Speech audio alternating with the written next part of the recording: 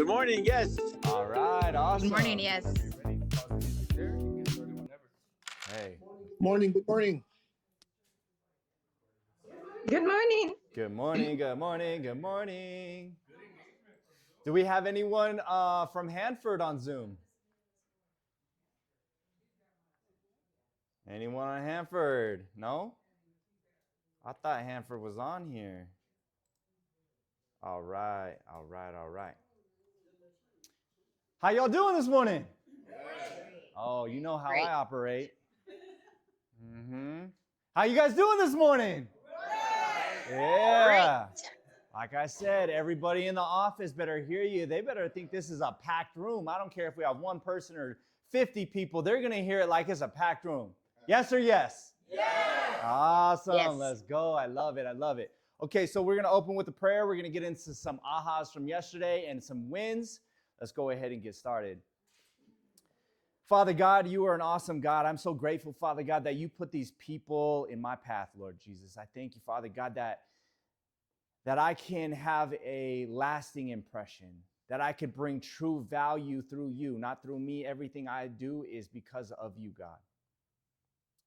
I thank you, Father God, for the humility, the grace, the influence, and the lessons that we could share and learn together, God.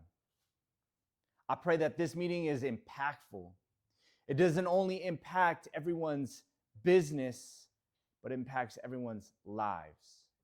Father God, I pray that when I speak today about how to increase business and listings and winning with sellers, I pray that also they can hear about how they can increase their relationship with you.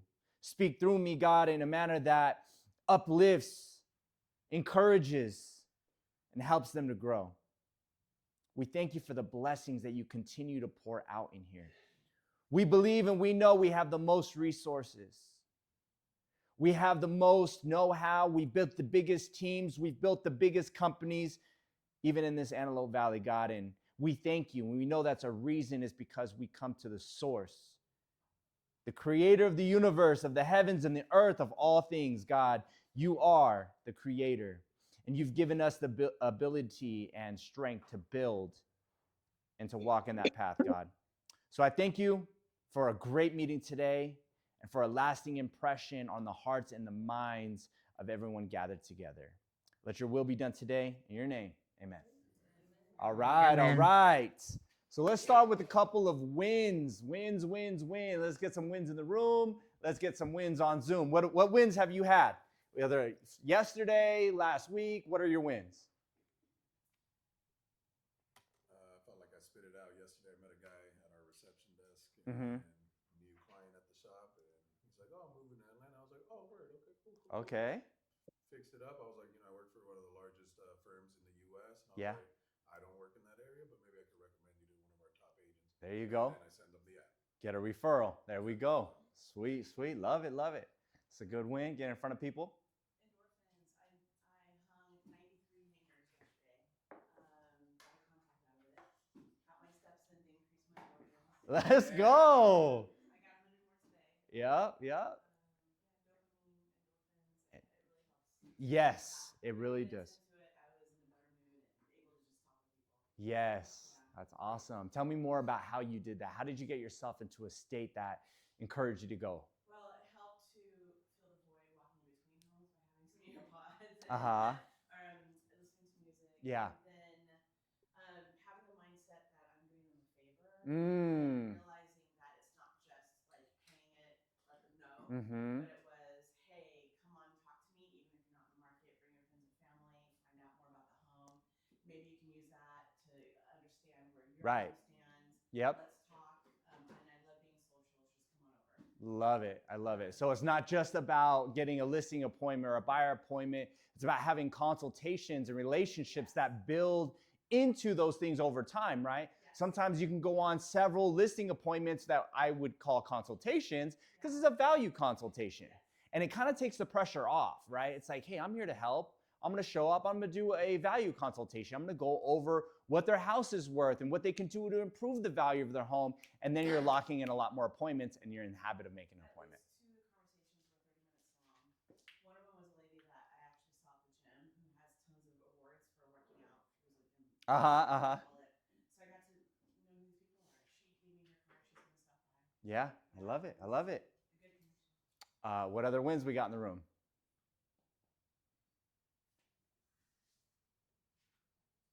Come on, come on. I know there's one out there. Well, I just send out calendars to some of the clients that I have met in the past for open houses, and yesterday I was just calling and catching up with people, saying just to say hi. Yeah. And she's like, oh, one of the clients, she said, I received your calendar. You're so sweet. Thank you for the wishes, because I gave her also, like, I sent everybody a card, kind of wishing them prosperous year and something just kind of like you said, heartfelt. It's not salesy. And she just saying, oh, you're so sweet, you're so sweet. You could tell me. And I was like, oh, I just wanted to check in with you, and I mean, whatever you need, I'm here. She's like, yeah, I have your calendar in mind. There you go. That's so important. Yeah. Touching their heart does a lot. They'll keep you in mind. When you touch their heart, they'll keep you in mind. Right? All right. Anyone else? All right. Let me get 2 to 3 ahas from yesterday. Be prepared with your presentation. Yes, sir. Be prepared. Practice. So. Practice it. Yes. I love it. Be prepared with your presentation. What else? Buyer's guide. Where's your buyer's guide? Yes. Uh-huh. You made one? You made one? Yeah, that was your win. The camera's not following. So, I don't know. On Zoom, it's probably hard. So, you made a buyer's guide. How did you do it? ChatGPT, girl, let's go. That's what I'm talking about. It's not hard. It's not hard. Just got to do it. I love it. There's so many resources. Cool. I also did ChatGPT, and I wanted a shorter version, just so not a drawn out one. Just when you're talking to people, that you can just be able to talk to them normally. Give them the information. Just a short one. Yeah. So you can hit it line by line real quick, bullet point kind of. Yeah, there we go. It's tracking you now. So important. It's tracking now? Yeah. Okay, there we go. Okay, I love it. What about you guys on Zoom? Anything that you got ahas from yesterday? I don't think we had a big Zoom crowd yesterday. All right, you guys, just like yesterday, we're going to jump right into it. We're going to move very quickly because I need to get to the listing presentation, which is a whole nother ball game. Buyer presentation sets you up for the listing presentation, and then the listing presentation takes it to the next level, right? A buyer will work with you if you know them, if they trust you, and you don't stink, right? Buyer's cool, right? They'll work with you.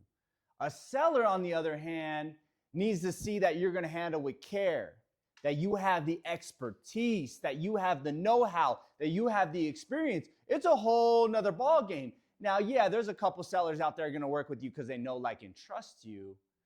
But realistically, trusting you with their home typically is a higher level. That you have to step it up, right? You have to bring the fire. You have to bring the expertise. Make sense? Yes or yes? Yes. All right, guys. Okay, somebody read this quote for me.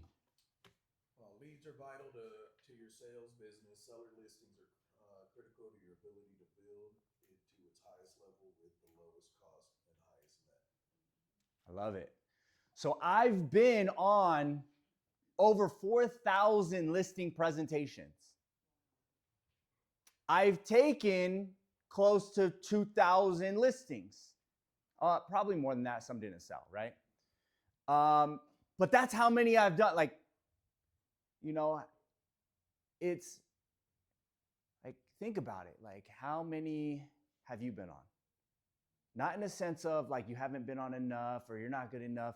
In a sense of, even if I went on 4,000, I only got 2,000, but I was booking appointments. And that was the reflex that became the memory, that became the presentation, that became the practice, that became the perfection. So just like the other day, we're talking about constantly setting the appointment. Get in the habit of setting the appointment, okay? I'm going to teach you guys something right now, not in the book. And this is what we talked about the other day. So first off, how many times should you be asking for the appointment before you go, okay, we're not making an appointment here? Okay, every time, but how many? So, At least 7. whoa, girl, that's a lot. Okay, so in one conversation, in one phone call, in one face-to-face, how many times do they say they don't want an appointment before you say, okay, no appointment? 5 times. So I would say the minimum is 3. You got to ask for the appointment a minimum of 3 times. Okay? So we're going to role play this. Mike, can you role play with me? Okay, I'm an agent. You're a seller, you're a homeowner, right? And you're going to tell me no 3 times. Okay? I'm going in on this to show you how I get rejected all the time. All right? But I'm going to show you how I make the conversation not weird and not pushy, okay? And I'm going to freestyle based on experience and knowledge. Okay, so we're going to skip to the appointment part. We already talked about everything. You told me a little bit about your home. You're interested in knowing, a little bit about the value of your home, things like that. We've had a conversation, right? You like me. You think I'm great, but you're not selling your house, okay? That's the story. You're not thinking about selling your house. You're not thinking about making a move, okay? So, hey, Mike, it sounds like you really like to know the value of your home. Isn't that right? Yeah, I just checking out the area and see what they could go for. What they could go for, exactly. So it seems like we should get together for maybe 30, 40 minutes. I'll come take a look at the house inside and out, and I'll have all the data on the market and the comparables of what's happening in your market, and I can even go over with you what you can do to improve the value of your home. Sound fair? Actually, I don't want to meet right now because I'm just looking around the neighborhood, looking on Zillow, seeing what my house might be worth later on down in the future. Hey, I hear you. It sounds like you want to know more about it to prepare for the future, right? Yes. Yeah, and if I were you, I'd feel the same way. I want to know the equity that I have in my home to see what potential I have for the future. Isn't that right? That's correct. Yeah, so it sounds like, look, I promise you it'll be super simple. It'll be easy. I'll come by, check a couple things out, show you the stuff, and I promise I'm going to even bring you a nice little gift to make it easy for you. What usually works best for you and your wife? Weekdays or weekends? I'm just not selling right now, so there's no point of meeting. Hey, absolutely. I'm not listing right now, so it's perfect. You're not selling, I'm not listing. We're going to do this together, not for me to make a commission on your home, not for you to make a sales profit on your home, but for us to understand what's happening in the market that's going to help you elevate your net worth using your home. I'm kind of like a wealth builder, and guess what? It doesn't cost you anything. I get to show you a little bit about me. I get to learn more about you. And in the future, like you said, you wanting to know what's going on in the future, when that time comes, I'll be here for you. Sound fair? Yeah, but I just don't think I'm going to be ready for an appointment. I hear you. Hey, I might feel like I wasn't ready. I already did 3, by the way. We're going to make it real quick. I promise you. It's not going to take much of your time, and I'm going to make sure it's impactful and full of value. What's usually better for you, Saturday or Sunday? Just to let you know, I'm not going to sign no listing agreement. I'm not going to bring one. Okay. What's better for you? What's better for you, Saturday or Sunday? He's already told me no 3 times. I know he really wants to. He wanted to say yes the first time. He just had to follow the rules. So what I'm saying is, here's the thing. You get someone on the phone. You get someone at the door. Maximize that moment. Don't waste that moment. You got them on the phone. You got them in front of you. Does it hurt your feelings if they hang up on you or slam the door? A little bit. But get over it. Get used to it. That's one more door. Well, I need 3 more doors slammed in my face. Statistically, I have to talk to 3 more people to say no for me to get a yes. Because I'm trying to find a needle in a haystack. I'm trying to find that person that needs me. Because I'm here to help, right? So when you say no, no, no over and over, that's okay with me, but I'm going to ask at least 3 times. And I'm going to let you know this is a consultation. This is for us to get to know each other and for me to help build your wealth at no cost to you. Then when I get there, I'm going to show them my value and some of the things that I do to list a home, just so they can know that way down the line, they can call me, text me, and I can have them in my database. We could build a relationship, right? Because now I'm getting the abundance of results from that from 8-10 years ago. Now I don't prospect at all anymore. And I can't stop taking like 3 listings a week, right? Because all of this stuff that rolled over time. And it was these appointments that I went on back to back. Make sense? Yes or yes? Yes. All right. Qualified seller. What is a qualified seller? It's able, ready, and willing. Again, I'm teaching you something off of this, not entwined with this. Yes, we want a ready, willing, and able seller. That is called a listing appointment. What is it called? Okay. Listing appointment. Love it. Thank you on Zoom. You got 5 stars. Who was that? Gail, you got 5 stars, girl. Okay. Thank you. So that is called a listing appointment. Now, what Mike was, just give me the appointment. Say, I'll do Saturday. He said, when can we meet? Sunday. Perfect. He was like, no, I'm going to say Sunday. So Sunday, okay, cool. He has an appointment, but he doesn't have motivation to make a move yet. But I don't have 15 listing appointments set up. So I need to set myself up for practice, for connection, for relationship building. So I call that a consultation. You can call it a real estate consultation. You can call it a wealth building consultation. You can call it a listing consultation. The difference I feel between listing appointment and consultation is we're getting together to consult, to have a conversation, to see where you're at, what's going on. An appointment is I want to list my house, so I have you coming over to list my house. Do you see the difference? So when we talk about A, qualified sellers, able, ready, and willing to do business in 14 days, I would even say 30 days would be fine as an A seller.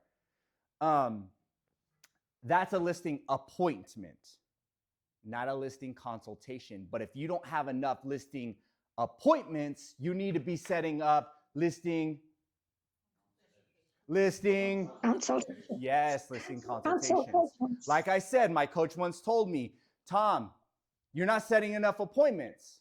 You got to get used to asking for the appointment. Ask for the appointment 3 to 5 times. Ask. And when you ask it a little differently. It's not like, hey, Mike, let's go practice. Here we go. Hey, so how's Saturday? Tell me no. How's Saturday at 2? Saturday at 2 is kind of busy. It's kind of busy for you. Well, how about Sunday at 3? Sunday, probably around 6 p.m. Okay, so he was supposed to keep telling me no. That's okay. I didn't give those instructions. What I'm saying is, you see how I'm not engaging with the conversation and making it sound a little different? I'm just saying, oh, let's set an appointment. No. Let's set an appointment. No. How about an appointment? No. Can we meet? No. I'm changing it up. I'm hearing him. I'm understanding. So everyone say repeat. Affirm. Ask a question. Affirm. Repeat. Affirm. Repeat. Ask a question. Affirm. So Ask a question. So important. So now when I'm in the conversation, I'm going to repeat back. If you heard me, I repeated back what Mike was saying to me earlier.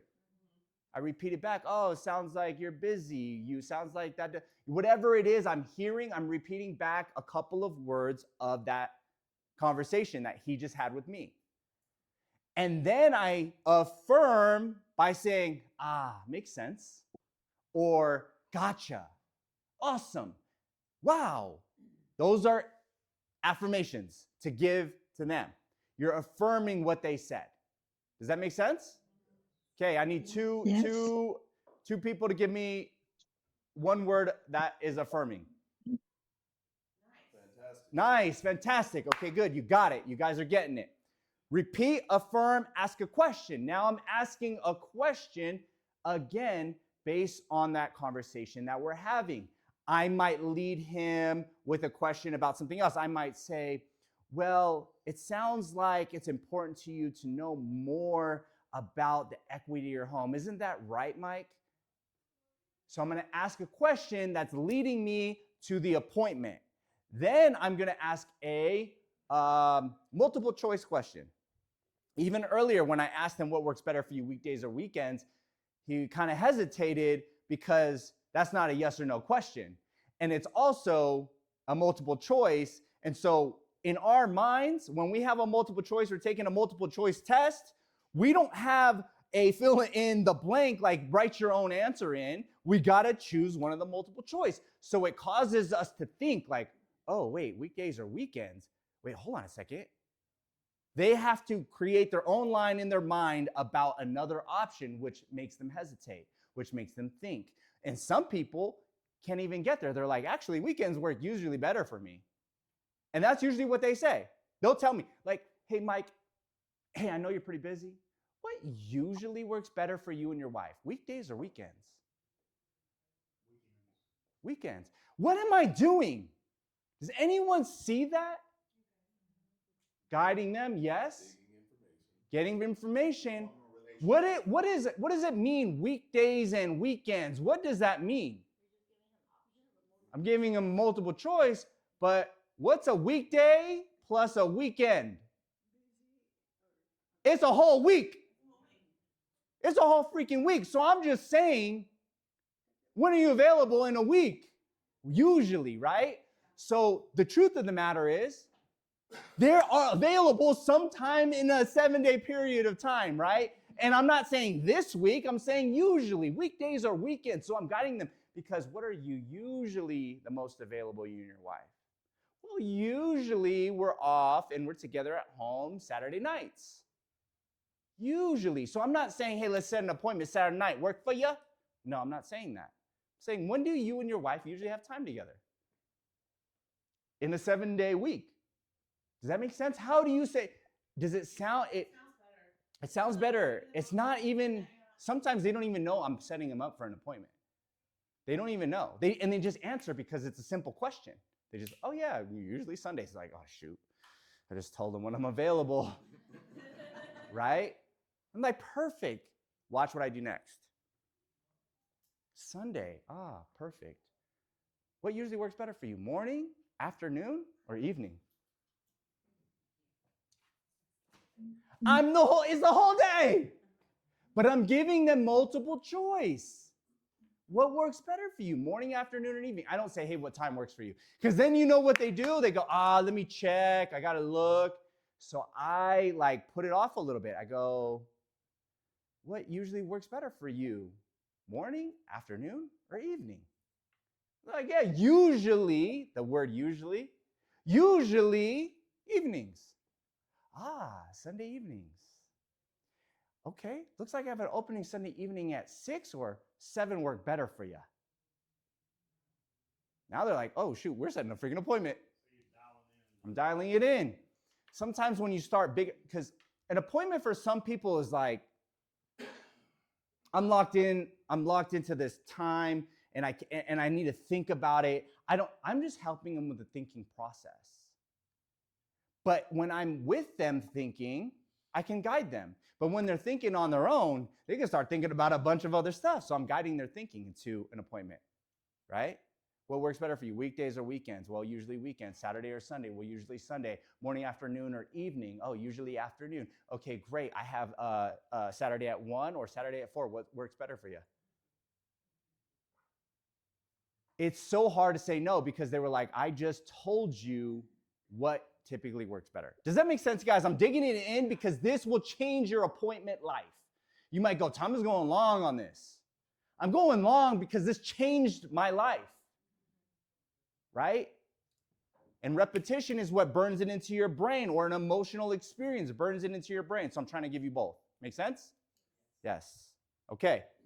I need someone to set an appointment with me using the tactics we just learned today. Anyone? Oh, y'all scared. Now every single person has to do it. We're going to start here, and we're going to go all the way one at a time. You can mess up. You got to just try it. You just got to freaking do it. Good. Let's go. Okay. You can skip straight to the appointment. Okay. Hey, Thomas. So I would like to meet with you. What works best for you? Weekend or weekdays? Weekdays. Weekdays. I Okay. threw you off a little, I know. Mm-hmm. Weekdays. All right.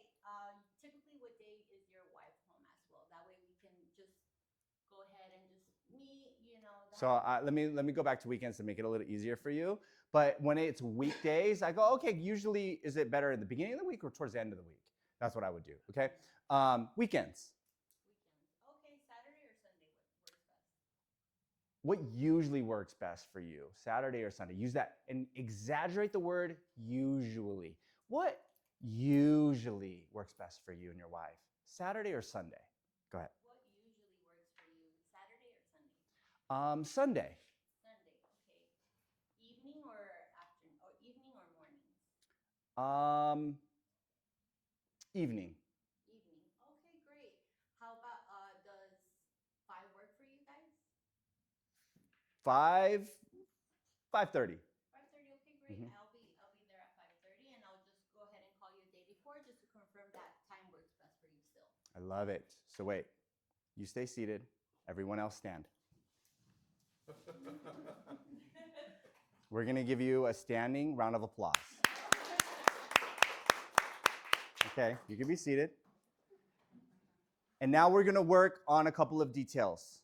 Not to point you out, but because you did amazing and you're going to improve it. So you're the one that's going to learn the most today because you participated and you tried it. Okay? So one thing was you said evening or afternoon, I think. Always go in order of what happens first, like chronological order. Weekdays or weekends, because otherwise their brain gets confused. So weekdays or weekends, Saturday or Sunday. Okay? If you say Sunday or Saturday, it becomes a little confusing for them, right? If you say evening, morning, afternoon, it gets a little, we want to make it simple for them. Practice that. You're going to get it like this. It's going to be so easy. Weekdays or weekends, Saturday or Sunday, morning, afternoon, or evening. All right, we need someone else. Let's go, girl. So how would you like to meet? Okay, let's work on that. This is how we're going to say it. Don't ask how or when. Do not ask what, say let's. Everyone say let's. Meet. Or let's get together. Let. Okay, go ahead. Now you say what? What usually? What usually works best for you, weekdays or weekends? Weekends. Weekends. Okay, great. How's Saturday or Sunday for you? Saturday. Saturday. Okay. Morning, afternoon, or evening? Probably late afternoon. Late afternoon. Okay, great. How's 2 or 3? 3 o'clock's great. 3 o'clock? Okay. Yep. Stand up. Everybody stand up. You stay seating. And give her a round of applause. That's right. All right, you can sit down. You guys got to be a little bit more like energized when you're giving this applause. You know what I'm saying? Like, let's act like this is your favorite sports team or your freaking kid performing, playing a sport or like doing theater. That's how we got to treat this. You know, you over exaggerate for your kids. They messed up the line. You're like, good job, baby.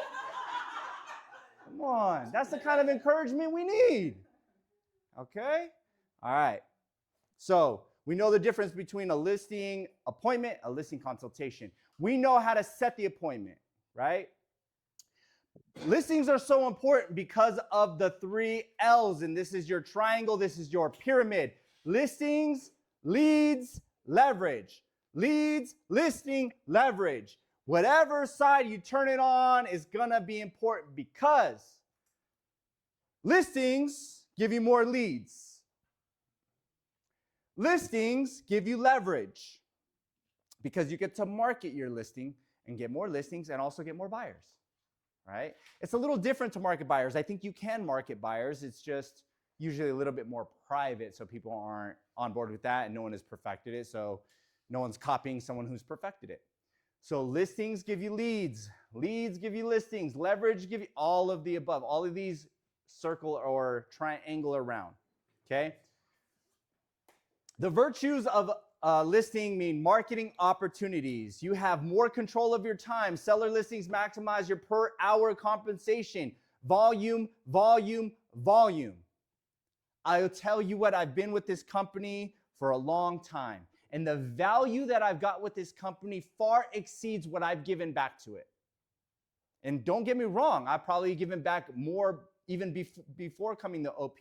I've given so much to this company, but I'll tell you, I've gotten so much out of this company because they're teaching me leverage. They're teaching me leads. They're guiding me. They're coaching me. It's all about plugging in. And these are the things that I learned, that listings were going to get me more buyers and sellers. How do I leverage my listing? Okay, it's going to increase your pricing. It's going to increase your control. It's going to increase your marketing, and you will have a more stable business, more predictable business. Properly marketed listings bring you more business, okay? Here's the 7 steps. We talked about this yesterday. All right, let's get into some ahas. I know we're moving quick and then slow and then quick and then slow, but what are your ahas so far? Use let's get together. You give them options. My man, 5 stars. Let's go. You use let's get together, let's meet, give them options. What else? What else? Set the appointment. Maximize the time that you have a face-to-face or a voice-to-voice. Don't waste it. That's not only your chances to win a deal, it's also your practice. So if you can't practice on someone you know ain't gonna sell, then how are you gonna win with someone who is? Like, you already know they ain't gonna move nowhere. Okay, it's practice time. Like, let me practice. Practice on the ones I know I'm not gonna get anyways. So that way I'm not practicing on the ones I could get. I'm winning with the ones I could get. What other ahas do you have? Get enough information to find out first what their motivation is, and then bank on it. Yes, repeat, affirm, ask a question. Get their motivation, understand that, work with it. Good. Good morning, Sarah. Hi, good morning. How are you? Good. Oh, no, you're good, you're good. Nobody noticed. Don't tell them. Okay, keys to converting your A sellers. Respond right away. We talked about this yesterday. The quicker you are, the better. Respond quickly. Get valid and complete contract information, save it to command, and create an opportunity. Determine the motivation to sell so you can speak to it, like Clara said.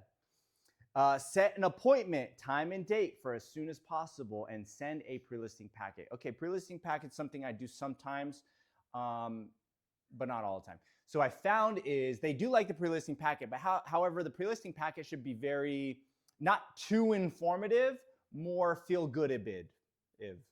Not too informative, just a feel-good, right? So you're basically kind of dropping off a gift with a minimal information, nothing too crazy. What I used to do is drop the whole freaking packet off with the net sheet in there, their estimated value, and they didn't need me to come.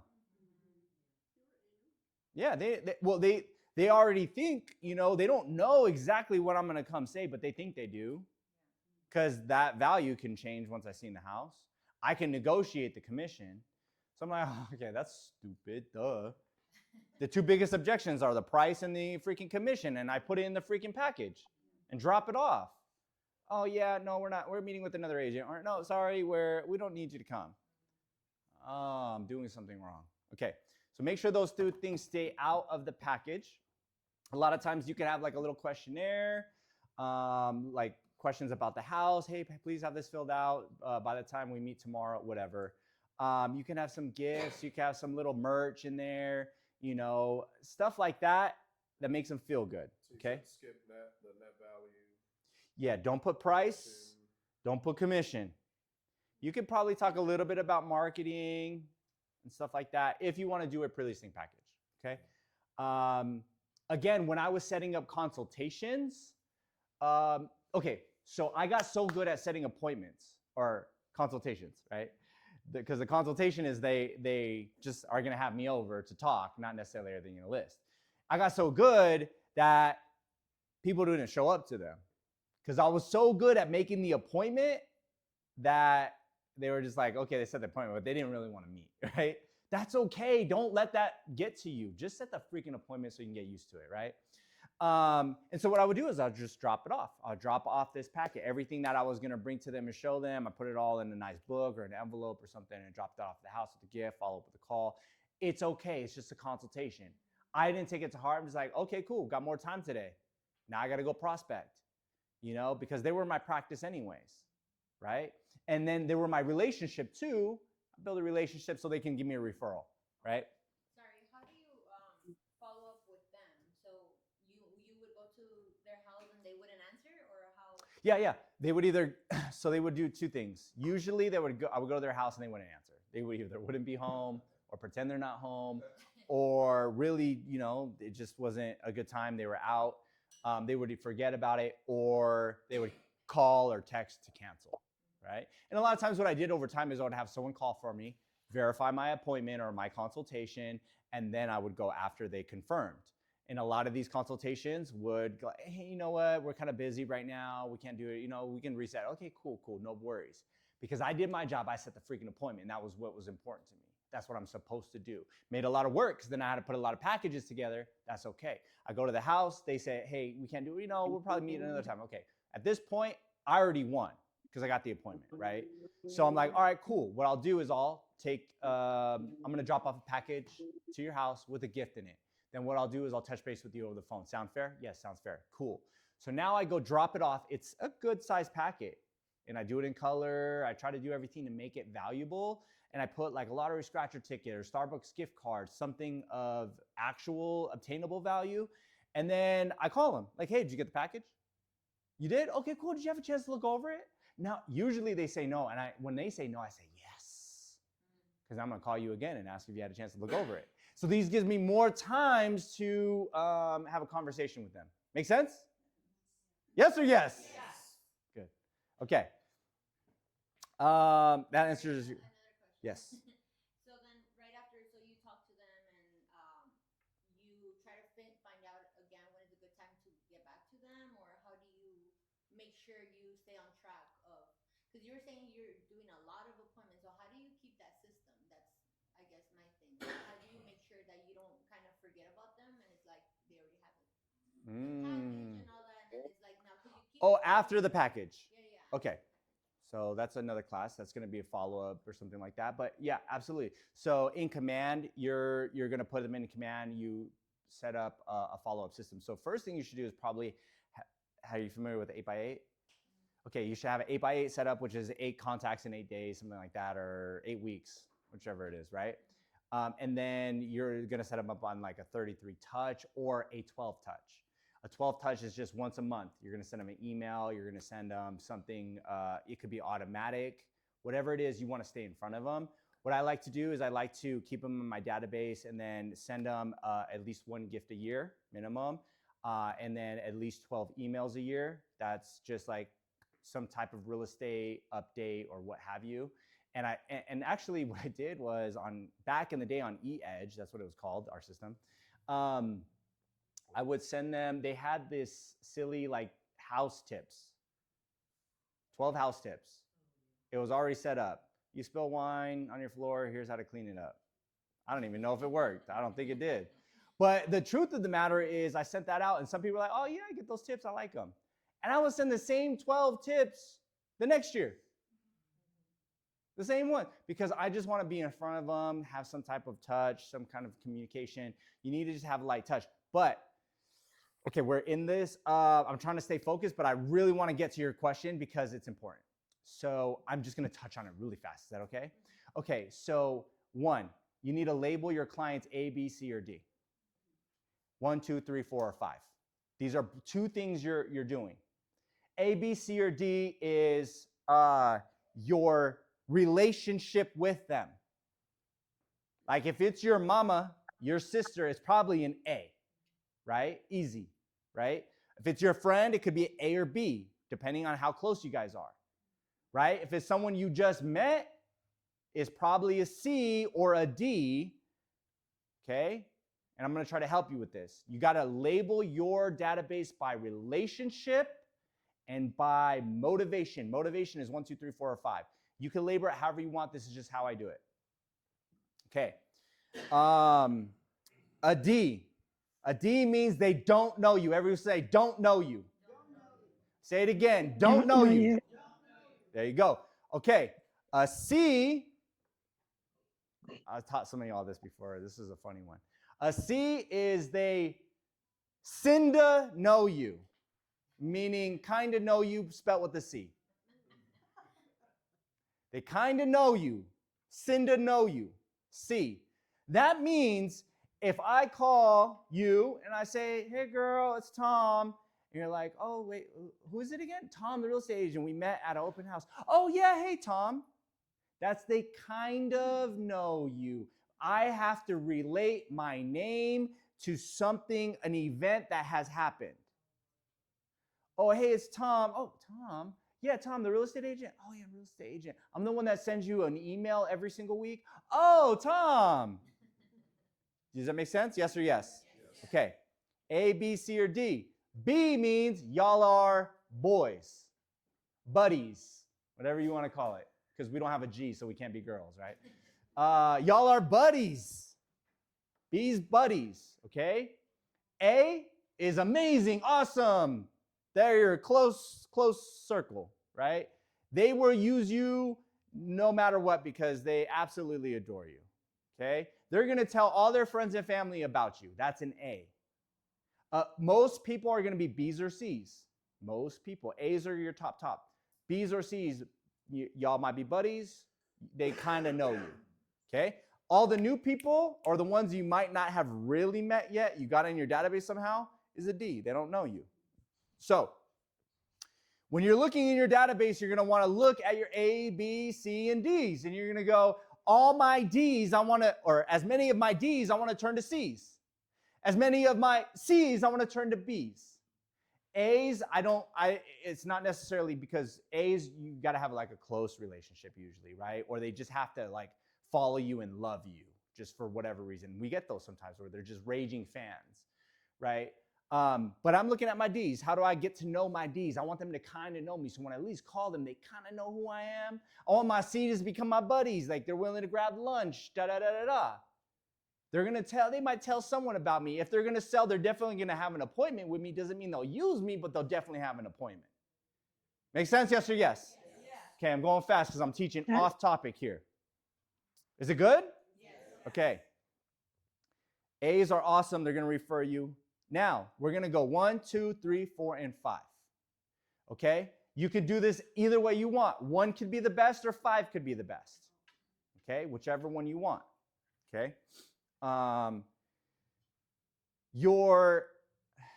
Typically, your ones are going to be, I'm just going to use 1 as the best, right? Your ones are people that want to sell, and they want to sell in the next 30 days, 60 days, or 90 days. You kind of make up this rule based on your database, right? Okay, these are people, for most of you, your number ones right now are probably going to be up to 90 days. They want to make a move, okay? So you make it a little broader so you could fit more in there. But as you get 20, 30 people in your number ones, you're going to change that to 30 days because you don't want so many people in your number ones. Your number ones, you're contacting all the time. You're going to go, what are my number ones, right? You're going to look at your list of number ones. You're going to see you have 2 Ds that are number 1. Wait, you got 2 Ds that are number 1? That means they're about to sell and they don't know you? You better get them. You better go get them, right? Their C's, they kind of know you. I better stay on top of them. So if they're number 1, they're going to sell in the next 30, 60, 90 days, and they're low in your relationship, you got to step up the relationship quick. Does that make sense? This is how you follow up, and this is how you categorize Like, all right, who do I want to follow up with today? Like, I got to be on top of the people that are my ones and my twos, right? My threes are like, I'm going to follow up quarterly. They might move some. They told me someday. I don't know when. Someday, right? Okay, 3. 4, nah, not really. Probably not going to sell. Cool. 4. 5, never going to sell. I will die in this house. I have absolutely no freaking plans. 5. They do. That's a 5. They can be in your database, and that can also change when you move them. So now it's your goal. Here's the thing you can change. You can't change when they sell their house. That's not in your power or control. You can influence in some way, talk about the market, but really, they're going to move when they need to move. What can you control? What can you change? The relationship. A, B, C, D. You can improve your relationship when you're looking at that column. It's like, boom, I can upgrade. Now, every time you change one of those grades, that's your grade. And you can feel good about yourself. You're like, I just made an improvement. Right? And this is based on what you think. Like, it's like, where do I rate our relationship? And how I know is how they answer the phone, how they greet me. D, they don't know me. They're like, who's this? What? Huh? I don't know what you're talking about. I don't remember you. How'd you get my number? D. C. Yeah, it's Tom. Like, oh, I don't know. Oh, yeah, Tom from the open house. Oh, yeah, I think I remember you, Tom. C. B. Ring, ring. Hey, Thomas. How's it going? They know me right away. They might say my name when they answer the phone, before I even say hi. A, again, very similar to that, but they love me.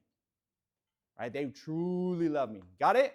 So you want to move D's to C's, C's to B's. Okay? That's where you need to focus on improving. If you have a number 1, B, you're in a great position. It's a walk in and list that house. Make sense? Okay. Does that help you with your follow-up? Okay, because the ones that are going to move soon, you need to touch base with more. The ones that are going to move soon that are D's, you better get on them. C's, you better get on them until they're B's. That means you might go to lunch. That means you might send a gift. That means you might do something to improve that relationship. You might get their kids something. You might go to their kids' sporting game. You got to change it up to build that relationship. That's going to get you the deal. Does that? There it is. Okay, so number 1 is going to be like, it's up to you. 30 to 90 days, they're going to sell, right? They're going to have appointments. My database, my number 1s are going to be 30 days. My number 2s will probably be like 30 to 90, right? So it's up to you. Where are you? Like, I have so many number 1s that I only want to have like 20 people in my number 1. So I have to go through that and move people out to move people in my number 1. Because if I have 1,000 number 1s, who do I focus on? Does that make sense? Yeah, and that's what we do. We're like, yeah, I think that because we want to feel better. We want to fill that list of number 1 so we feel better. But from your number 1s, you should, if you have 20 number 1s, you should be taking 5 listings a month from it. 5 listings a month. If you have 20 number 1s, you should be taking 5 listings a month. The problem is you're not taking 5 listings a month because they're not really number 1s, right? Or if they are number 1s, at least 5 of those should have went on the market with someone. That means you're grading properly. Make sense? Okay, what sellers want from their agent? Help them with pricing competitively, helping them market, help them sell the home, help the sellers find ways to fix up the home to sell it for more. Okay. The number 1 thing a seller that lives in a house can do to get the most money for their home at the lowest cost is what?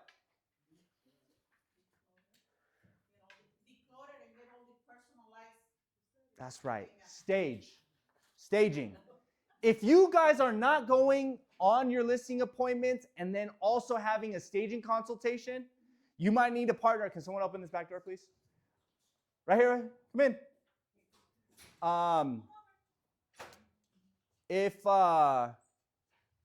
Good morning. Are you here for the class? 10 a.m. Yes, at 9. I think it started at 9. Yeah, come in. Oh, it started at 9? Yeah. One more to 10? We. Oh, that's from Via Toro team. Oh, the Via Toro team. Oh, okay, right there. Okay. It's okay. That's all right. Sorry. You're good. Happy to have you. Okay, so one thing y'all need to learn when it comes to listing a house is you want to freaking sell the house. So you got to price it right. You got to market it right. You got to look right. It has to be staged. Okay? I know Wendy's really good at staging. You betcha. So it's important for you to either partner up with someone that knows how to do that, hire someone that knows how to do that, or figure out how to do that yourself. Did I know how to stage? Hell no, but I learned. And I practiced and I freaking move their furniture. I'm like, hey, is it okay if I touch this? Is it okay if I move this? Okay, is it okay if I do this? Is it okay if I do that? Hey. And then I'm like, okay, now let me learn something better. So now I have a staging strategy. We walk through the home. I go, hey, take some notes. I'm also going to send you 2 pre-recorded videos of the best way to stage your home, just general thoughts. I walk them through, okay, that basket needs to go. All these clothes on the floor need to go. Okay, we're going to separate the shirts in the closet so they have a little bit of space. Okay, countertop, we want cleared off as much as possible except for so many items of decor. We want to take down the family photos. We only want to have decorative framing on the walls. And I walk them through their house and I point it out. Here's the thing. Get the listing sign first.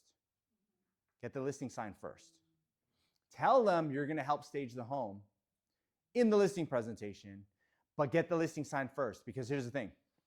Once the listing signed, you might be telling them a lot of stuff on what they need to do, and they might go, oh my God, I'm so overwhelmed.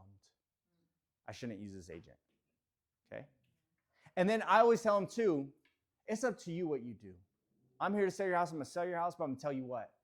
If you move this, you're gonna make more money. If you move this, you're gonna make more money.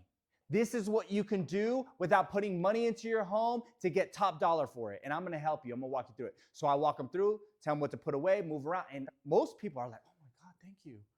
They love it. Some people are like a little offended, but to be honest, when you are scared or you come up with that energy that you don't know what you're talking about, or you're worried about offending them, I'll tell you what, they will get offended because you're worried about offending them. You got to come with that confidence and say it the right way. I always preface it like, hey, it's all up to you what you decide to move. I know you live here, and this is going to help you get more money. And that is what you want, isn't it? It is what I want. Okay, great. And then when it comes to moving furniture, I might move some of the furniture myself. We want to set up tables. If there's 8 chairs around a dining table, I want like 6. Right? I want to make space. So it's so important. If you don't, I'm not teaching a staging class right now. I do want to teach one here. I have taught one before, but in all reality, you need to just go online and watch some YouTube videos on how to stage a house. And when you're walking through, help them stage the home, teach them how to stage a house. Wendy knows how to stage. So I don't know if you're telling me that it's cool for them to talk to you about it. Yeah, Wendy, you can talk to Wendy about it if you need. Yeah, that's good. So I'll put that on the calendar.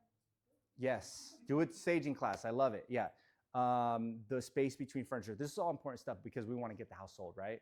For the most money possible in the fastest amount of time possible. So when it comes to repairs, you can help them fix up the house too. Before you do any of that, staging is key. You could hide so much. You could embellish so much. You can do so much with staging. I used to bring like furniture people gave me. I mean, it wasn't all like junky or nothing, but I got furniture for free. And I would take, like in a vacant home, I'll take the furniture, I'll stage it. I'm like, all right, this goes here, this goes here. Sell that sucker quick. But I'll tell you what, I also had the same vacant house with no staging in there for the same price. And it didn't sell. I put some freaking furniture in there that wasn't even that great, but I set it up to kind of look welcoming and nice. A week later, that thing sold. Weird, I know, but it makes a big difference. I know y'all walked into a new build home before, a model home. You're like, oh, this is nice. Oh, wow. And I don't know if you know anyone that's bought one. They walk in like, oh, yeah, it's cool, but it's underwhelming. It's not the same. It's not the same without the furniture. The furniture gives you the emotion, and emotion creates motion. Okay? If you also want to learn about repairs and different things like that, you can. Be very careful because it costs money. It costs you money or it costs them money. So I'm going to say you focus on staging number one, and then you can step it up to if you want to help them with repairs and stuff like that. If you don't know how, either learn how or find someone else who knows how. Okay? Make sense? Yes or yes? Yes. It's good stuff, right? Has anyone told you guys need to stage a home before? Good. I'm glad some people have told you and some people haven't. How important it is. Okay. Build confidence and trust. 7, close the appointment tactics. Okay. We talked about this yesterday. Show the benefit. Take back close. Negative, positive close. Give them what they're looking for. Trial close. Assumptive close. Tie downs. Okay. I need 2 people to tell me what their favorite thing on this list is. Tie downs, 1. Tie downs, 2. I need 1 per person that option is not tie down. Show the benefits. Okay. Questions versus objections. When a question is asked, answer it. When an objection comes up, address it. Okay? When it means address, you're having more of a conversation. You're addressing the conversation, right? An objection might be, someone give me 1 objection. Come on, it's easy. We all get them all day long. Give me an objection on selling a home. You want to wait. It sounds like you want to, can someone open the back door? Sounds like you want to wait, right? What makes you want to wait?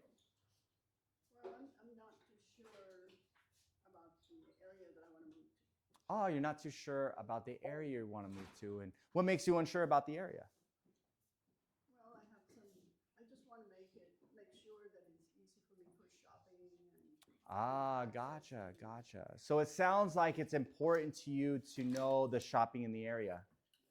Okay. And besides shopping in the area, what other concerns might you have? Well, I want a quiet neighborhood. A quiet neighborhood, no issues, and especially no HOA. Quiet neighborhood, no issues. So these aren't really objections. These are more like what I want when I'm looking for a house, right? So it's not really an objection. Okay, so it sounds like you want a quiet area close to good shopping that you're comfortable with, right? Okay, perfect. I'm just addressing it. I don't have to, and that's a type of objection I wouldn't even try to overcome because these are just things we're going to find together, right? I just address it. And what I usually do is I go like, okay, besides the shopping in the area, what other concerns might you have? And I'm going to try to go, what other concerns might you have? What other concerns might you have until they have no more concerns? Because all I'm doing is bringing it up, addressing it, okay? And sometimes just having that conversation makes it go away. Just having that, because they know you know what's going on. And then there's objection handlers, which none of those I had to handle with an objection handler, right? Things like, I don't think it's the right time. I don't think market's bad. Commission's too high. Price is too low. These are all real objections, right? That you have objection handlers for. Make sense? So address it. Ask what is it about that? That's why I had to dig deeper. I don't know about the area. What about the area? Right? I'm addressing it. I'm getting more. I'm getting deeper. Ahas, quickly, 2 ahas. Address it. See, you could just say one thing that we just said, and then you got one. A lot of agents forget, or they're scared to address it because they're like, oh, I don't want to be put on the spot. But if you address it, it gives them a peace of mind. Absolutely. One more aha. Ask them what other concerns you have. Staging is so important. Say that again on Zoom. Staging is really important. I know somebody has Staging is so important. Yeah. And what was that, Sarah? Ask them what other concerns do you have. What other concerns do you have? Yes, I love it. Great job. Okay, so we're going to break through from E to P, entrepreneur to purposeful. Entrepreneur is typically someone that's all over the place, getting into everything. We want to go to purposeful, meaning we have a plan, we have a strategy, and we're focused. Make sense? Pre-list and packet goals. Okay, we're going to move pretty quick because what time is it? I want to get to this listing presentation. All right, we got to move. So the pre-listing packet, these are some of the things. Take a picture of it if you need help. Find it on command. Find it in ChatGPT. What is your pre-listing packet? My pre-listing packet looks a lot like my listing presentation, to be honest with you. I just take a couple of things out. Okay? So pre-sale, build the seller's confidence, answer their question objections before the presentation, save time, make the consultation experience smoother and or shorter by tackling common obstacles, state your value, tell the seller what you bring. Okay, who's had a commission objection before on a listing? Yeah? Okay, good. Was that on the listing appointment? Yes. Gotcha. Did they ask you what your commission was? Yes. Gotcha. That was the first question that they asked. Did they tell you they were interviewing other agents? Yes. Gotcha.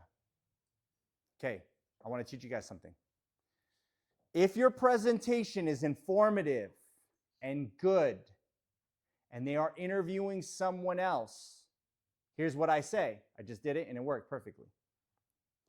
I say, someone say, oh, what's your commission? What's your commission? Well, I appreciate you asking about my commission. And to be honest with you, commission is completely negotiable in the state of California. Let me ask you this. Are you willing to negotiate something fair for you, fair for me, and that's going to give us the ability to market the house to get it sold? Okay. Absolutely. And it sounds like you're meeting with someone else. What I'd like to do is negotiate commission when I know that you feel I'm the right person for the job. So go ahead and interview the next person. Let me know how it goes. Get back to me, and then we'll talk about commission. Here's why. The only way, I'm gonna be boastful right now. The only way another agent can beat me is if they compete with my commission or they compete with the price I say.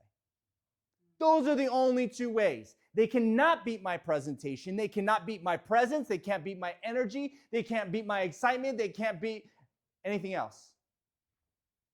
Okay, now that's not 100% true, but like, I gotta come with that confidence, you know what I'm saying? And all you should too.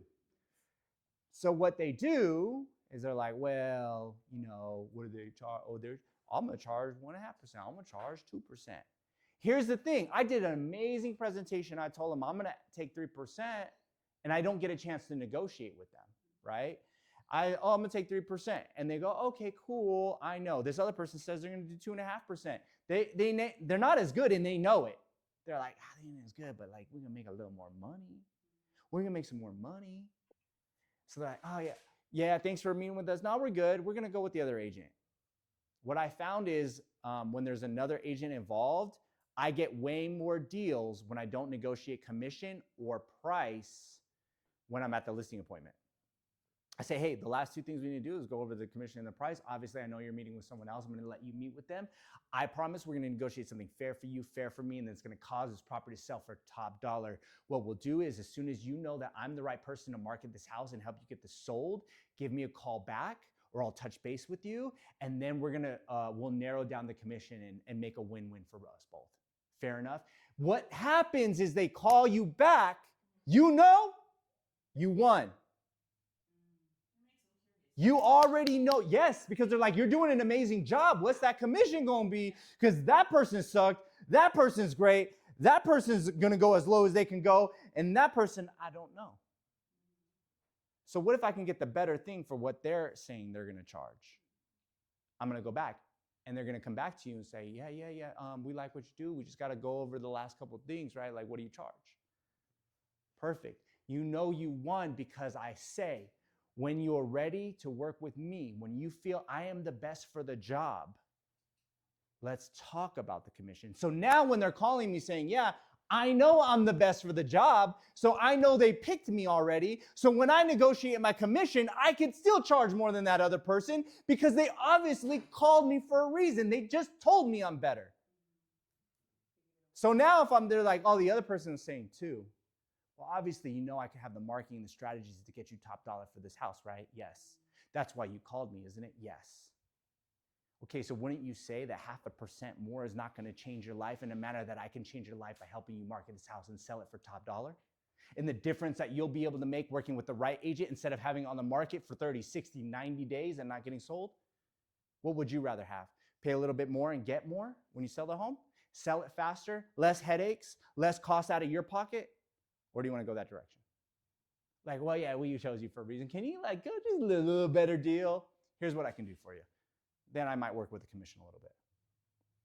But I'm still probably going to charge more than the other person because I already won. They told me. Same thing with price. I'll give them a price range. If they're meeting with someone else, I'll give them a price range. You know what? We're here to here, and we'll narrow it down when I know you're comfortable and confident with our strategies in selling the home, because that's the number one thing. If I'm the right person for you to get the job done, then we'll go over the right strategy as far as pricing, and we'll make it happen. It's somewhere between here and here. Right? If you don't get the call back, it's because you didn't do a good presentation. But it's not because you undercut the price, and it's not because you overpriced your commission. Okay? So when you're competing, that's the thing. I really, that really dug into my brain this morning, and it wasn't on here. I wanted to make sure to relay that to help you guys grow your business in that manner, okay? Okay.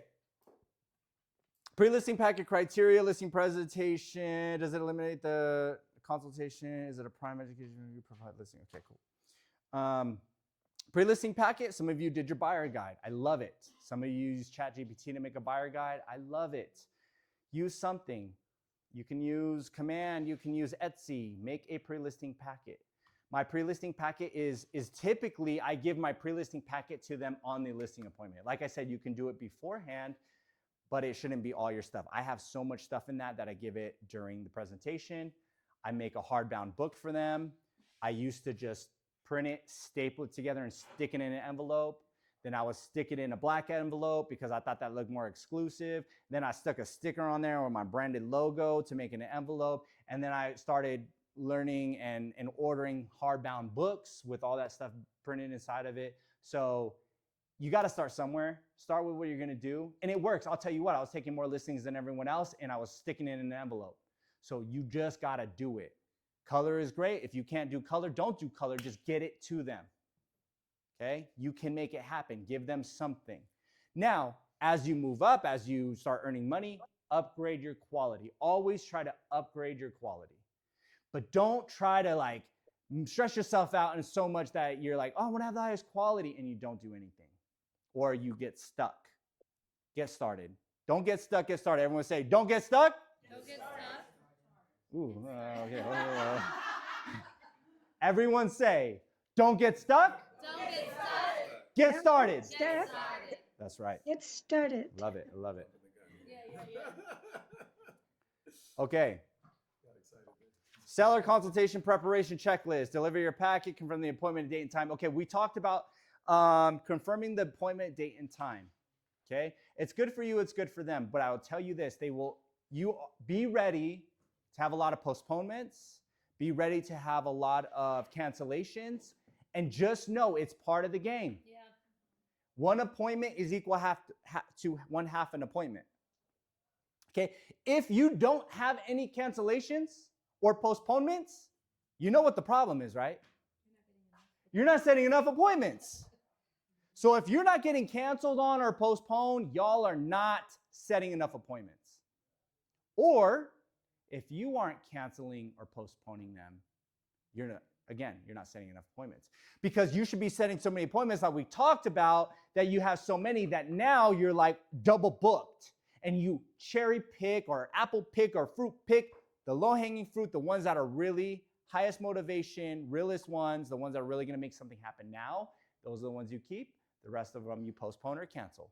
And you deliver an item of value.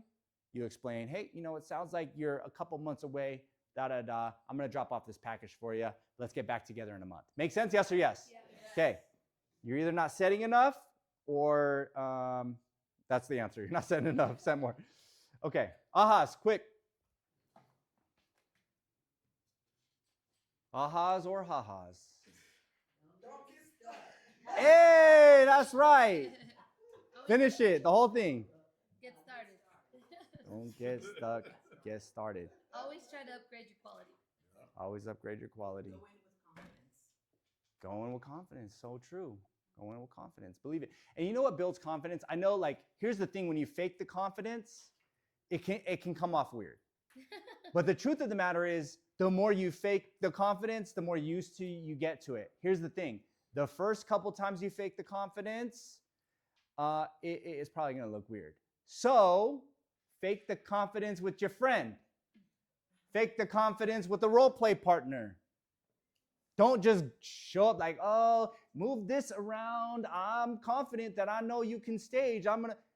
Don't come off weird. Practice with your friend. Go to their house. Tell them how to stage their house. You get what I'm saying? Like, you might set appointments and call, hey, look, I'm in the real estate business. I'm trying to learn how to stage homes, and I'm trying to learn how to get more confident. Can I come to your house and help you stage it? Can I tell you how to stage your house? They might say, hell no. But either way, like, try to ask family, ask friends, something. Practice, set the appointment. Always. Go back. Ask another agent. Can I come to your house? Can you come to my house? Like, can we have like a staging session so I can build confidence in what I'm doing? Make sense? Yes or yes? Create a great impression to build the seller's confidence in you as the real estate agent of choice. Share the price recommendation, the initial list price for their property, and your reasoning behind it. Set expectations for you. Oh man, this stuff, I got so much for you guys right now. This book can't even give, like, let's just give me, I don't know. I don't have enough time for how much I want to give you. I'm a knowledgeable and caring and the best agent for these clients. They will appreciate my expertise and preparation and choose me to represent them as they sell their home. Y'all should have affirmations, whatever it is. It could be this. It could be like, they need me to sell this home. They need me to sell this home. And you can say it over and over and over. Whatever you got to do to believe in yourself. If you were in the investor circuit yesterday, you knew that currency, that money, that paper money, it's fake. Yeah. It's all fake. It's fugazi, right? Yeah. But what is real and worth the most currency is the belief in yourself. That's what's worth money. Because you know why money is valuable? It's because people's belief in the money. Yeah. Belief, whether that's in their government or in gold, or belief in the value of. So what is your belief in the value of yourself? If that belief is high, your currency is high, your value is high, that is worth way more money. So believe in yourself first.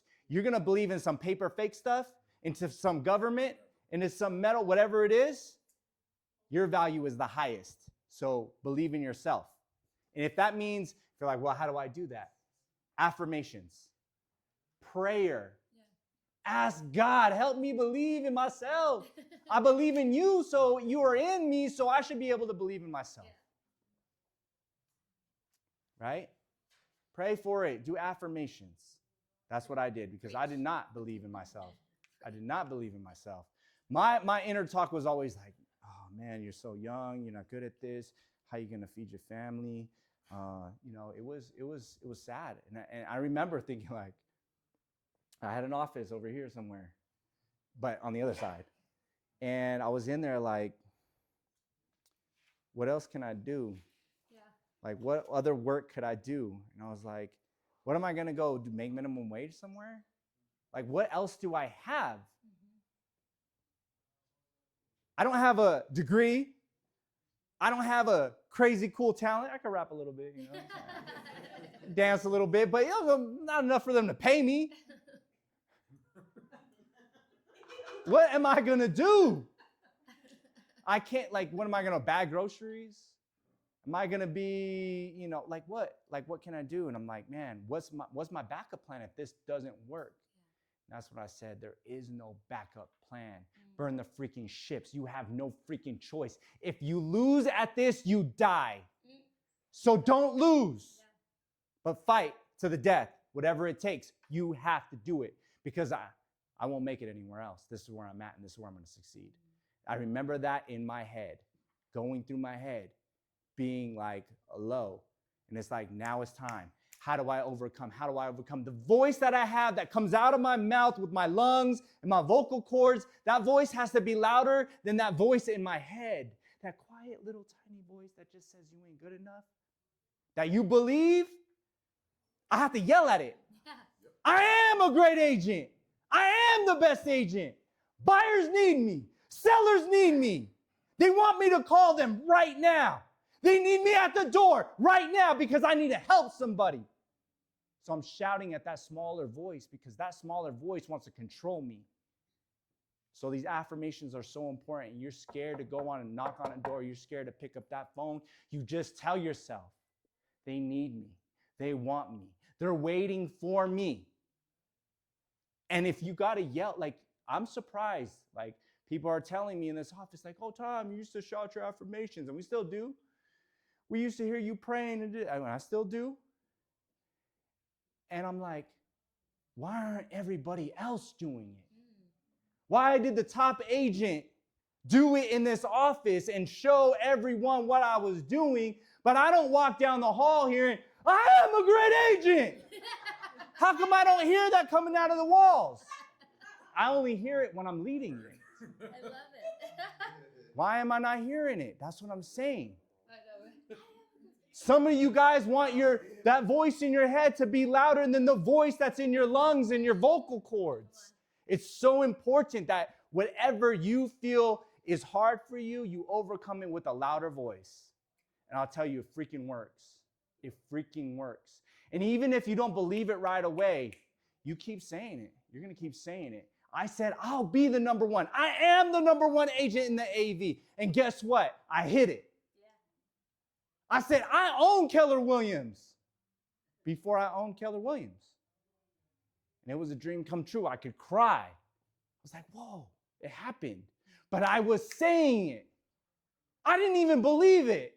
I was saying it like it was fun. Like, oh yeah, I own Keller Williams. And I'll put my banner across the thing that said Paulauskas Realty on the side of the building. I would climb up to the building and I would have an event and I would put a banner that said Paulauskas Realty.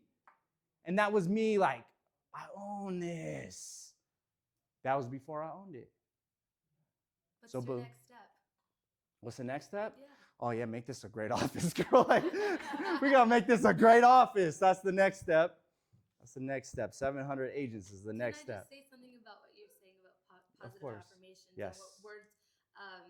There's a scripture in the Bible that says that our words have power. There's death and life, the power of our tongue. And if we speak that we are going to be, like he said, a great agent, or we can do, or we are more than enough. We are people that can help individuals, buy and sell. Then we will walk into it. Yeah. It's just up to us to really believe it and speak it and speak it and speak it and believe it. Let it become. The funny part is some of you are afraid to say that. It doesn't hurt you, but you just don't want to say it. You don't want to say it out loud. They have a scripture in the Bible. The faith is the substance things hoped for, by evidence by things not seen. Right. Show me your work, show me your faith, and I'll show you my works by my faith. That's the difference. One thing they also say in the Bible is faith without works is dead. You can have the biggest faith, but you ain't walking in it. I'm telling you, ain't working. It's dead. We're at church this morning. You better walk it. You're going to have faith. You better walk in faith. Yeah. You better talk in faith. Yeah. When you speak life, you better act like it. If you're just, oh yeah, I got a big faith. And I'll tell you what, my actions don't equal my faith. I'll tell you that my actions are a lot lower than my faith is. But when your actions start lining up with what you can believe by even just saying these words out loud, I hope one day I walk through the halls and I'm like, dang, can they shut up? It's too loud in here. They keep yelling about how they're a great agent, how buyers need them, how sellers need them, how they're a multimillionaire, how they own a nonprofit, how they help the community. I want to hear them shouting through the halls that I'm like, please shut up. I can't think. That will be the day I'm like, I hit it. I did what I came here to do. I'm waiting. I'm still waiting, y'all. I'm still waiting, y'all. I like what you're saying. I'm sorry. That's the way the universe is made. God said it. Yeah, he Spoke it. Yes. He spoke it. Yes. Then he saw it. Amen. Let's go. All right, you guys, we spent a lot of time. I appreciate you hanging with me. We're going to go a little long today. If you have to leave right on time, that's okay with me. But I think this is good, valuable stuff for you. Yes or yes? Yes. Okay. Yes. Whenever I wrote on my mirror, I'm a successful real estate investor before I ever bought a property. So I was like, I walk in and it's like a little doubt in your voice. I'm like, you need to sit back because I don't believe you. Feel all night. Straight up. You can take a break. You guys will take a 2-minute break, okay? 2-minute break. If you need water, you need something, we're going to dive deep. You don't never have to correct yourself. What's up? So, I think this is honestly one class that I feel like God has kind of. My head got a little bit of I don't know. I don't know. Maybe sometimes I'm like, I don't know if it's me. Or Yeah. But I do have a lot of questions when it comes to. I actually had a listing consultation because I knew he was in listings. So how would you go about or how do you go about it? So he said he wants to sell it, but within maybe by summer. I went, I saw the house. It's not bad, but you've seen homes that is like the kitchen is one tile, the Yeah. living room is another. Yeah. Like, how do you go about I didn't take my that? So you take notes. What else? So it sounds like you're wondering if you guys need to do upgrades or repairs. Yeah?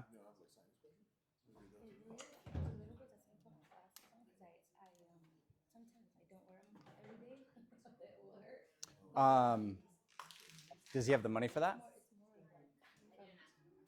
Okay. What are you going to price it at?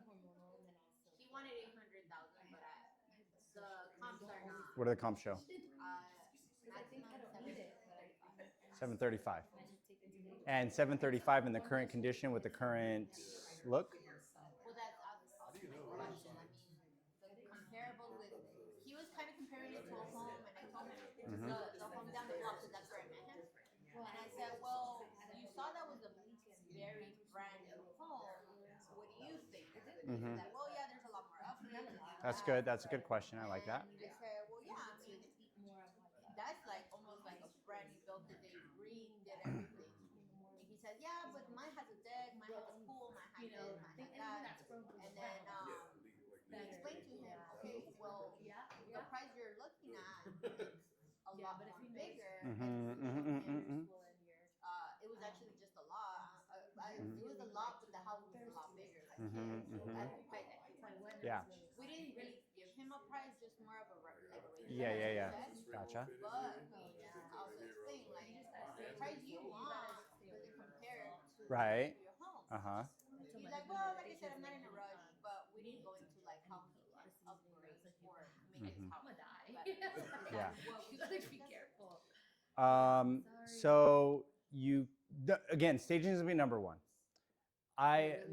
So remodeling is a very unique and careful topic. You gotta be very careful because they're gonna put money into it. You're gonna put money into it, and then you're also gonna lose time on market. Like you're not putting it on the market now for a month because they're upgrading it, right?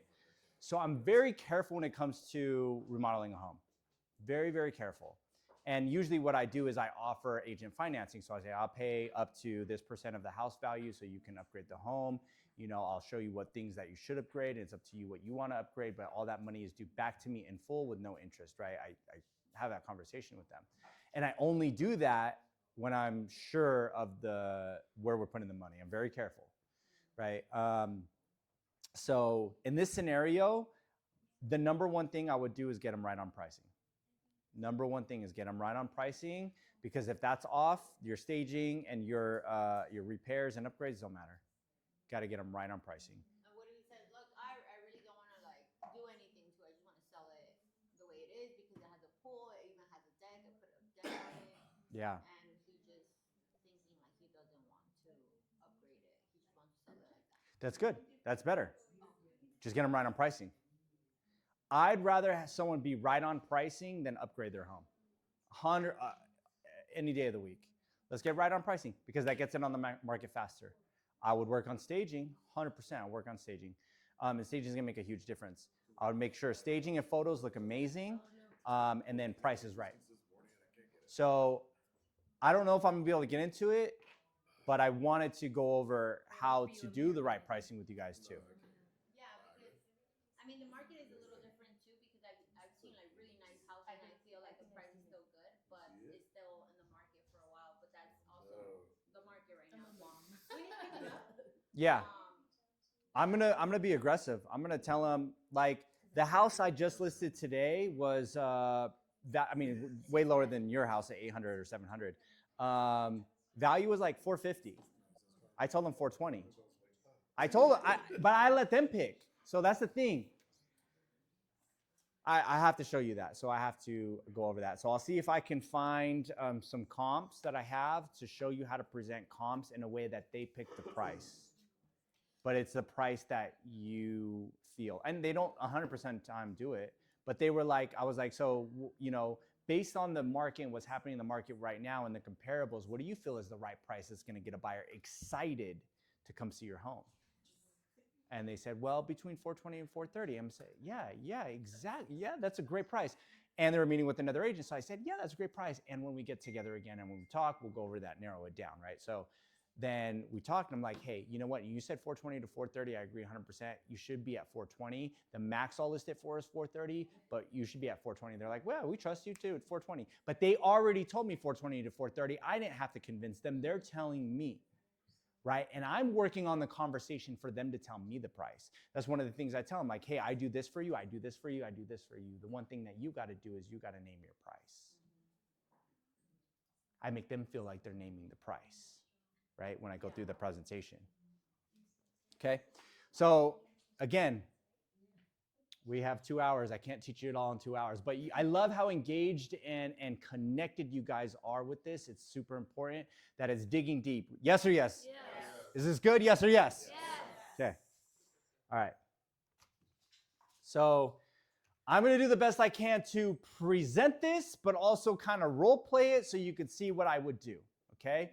So I need a partner. And we're going to pause and play throughout the process so I can teach and role play at the same time. You want to be? Yep. He's right here, and he said it quick. Okay. So first thing I'm going to do is I'm going to be freaking prepared. I'm going to have my comps. I'm going to have my listing agreement printed. I'm going to have my listing checklist or pre-market checklist printed. I'm going to have my seller questionnaires printed as well. Okay. I'm going to be in front of the house probably around 7 minutes early. And I'll probably start walking up to the house when I'm about 5 minutes early, okay? You should always plan your drive to be there 10 minutes early because the truth of the matter is you might hit traffic, you might have something happen, and the last thing you want is to be 2 minutes late and for them to judge you on your 2 minutes. I am so freaking good at this that if I'm 2 minutes late, it's okay, right? But when you're still getting on top of it, you better be there on time. Do not give them a reason to choose not to hire you. Right? Mm-hmm. The other day I was an hour late and they called me like, hey, weren't you? I'm like, whoa, shoot. You still good? Like, yeah, come on. So I got the listing. It was 2 listings actually. But it's like that doesn't happen often. And I remember when I used to be late, oh boy, you do not be late. You be early. You be at the door a couple minutes before, 1-2 minutes. But make sure you time it so you'll be there 10 minutes before your appointment. I usually park about 10 minutes before. Yes, that's what you want to do. Okay? I showed buyers in Hollywood one time and I didn't know the traffic as well during that time. Oh, yes. Oh my goodness, I think I was about 30 minutes late. Down below, if you're going down below, 30 minutes. 30 minutes. I was 30 minutes late. Yes. Exactly 30 minutes late. Yep. Set your Google Maps to the arrival time. You just set your Google Maps And to then the arrival time. 15 minutes before that. And then it will. It'll like estimate the traffic. However, it's not 100% accurate. It's not. 30 I minutes. did Google Maps and Yeah. it was like, oh man. Okay.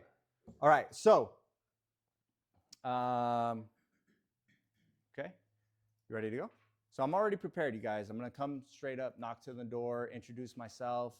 I'm trying to think about how I'm going to role play some of this stuff. So I'm going to say some stuff that might not fit it because you're sitting down already, but just play along, okay? All right. Hey, what's going on? It's Thomas. You like that? Hey, we had a 12 o'clock appointment. It's 11:55. I hope being here a little bit early is okay with you. Early is better than late. Awesome. I appreciate it. Well, can I come inside? Yep. Perfect.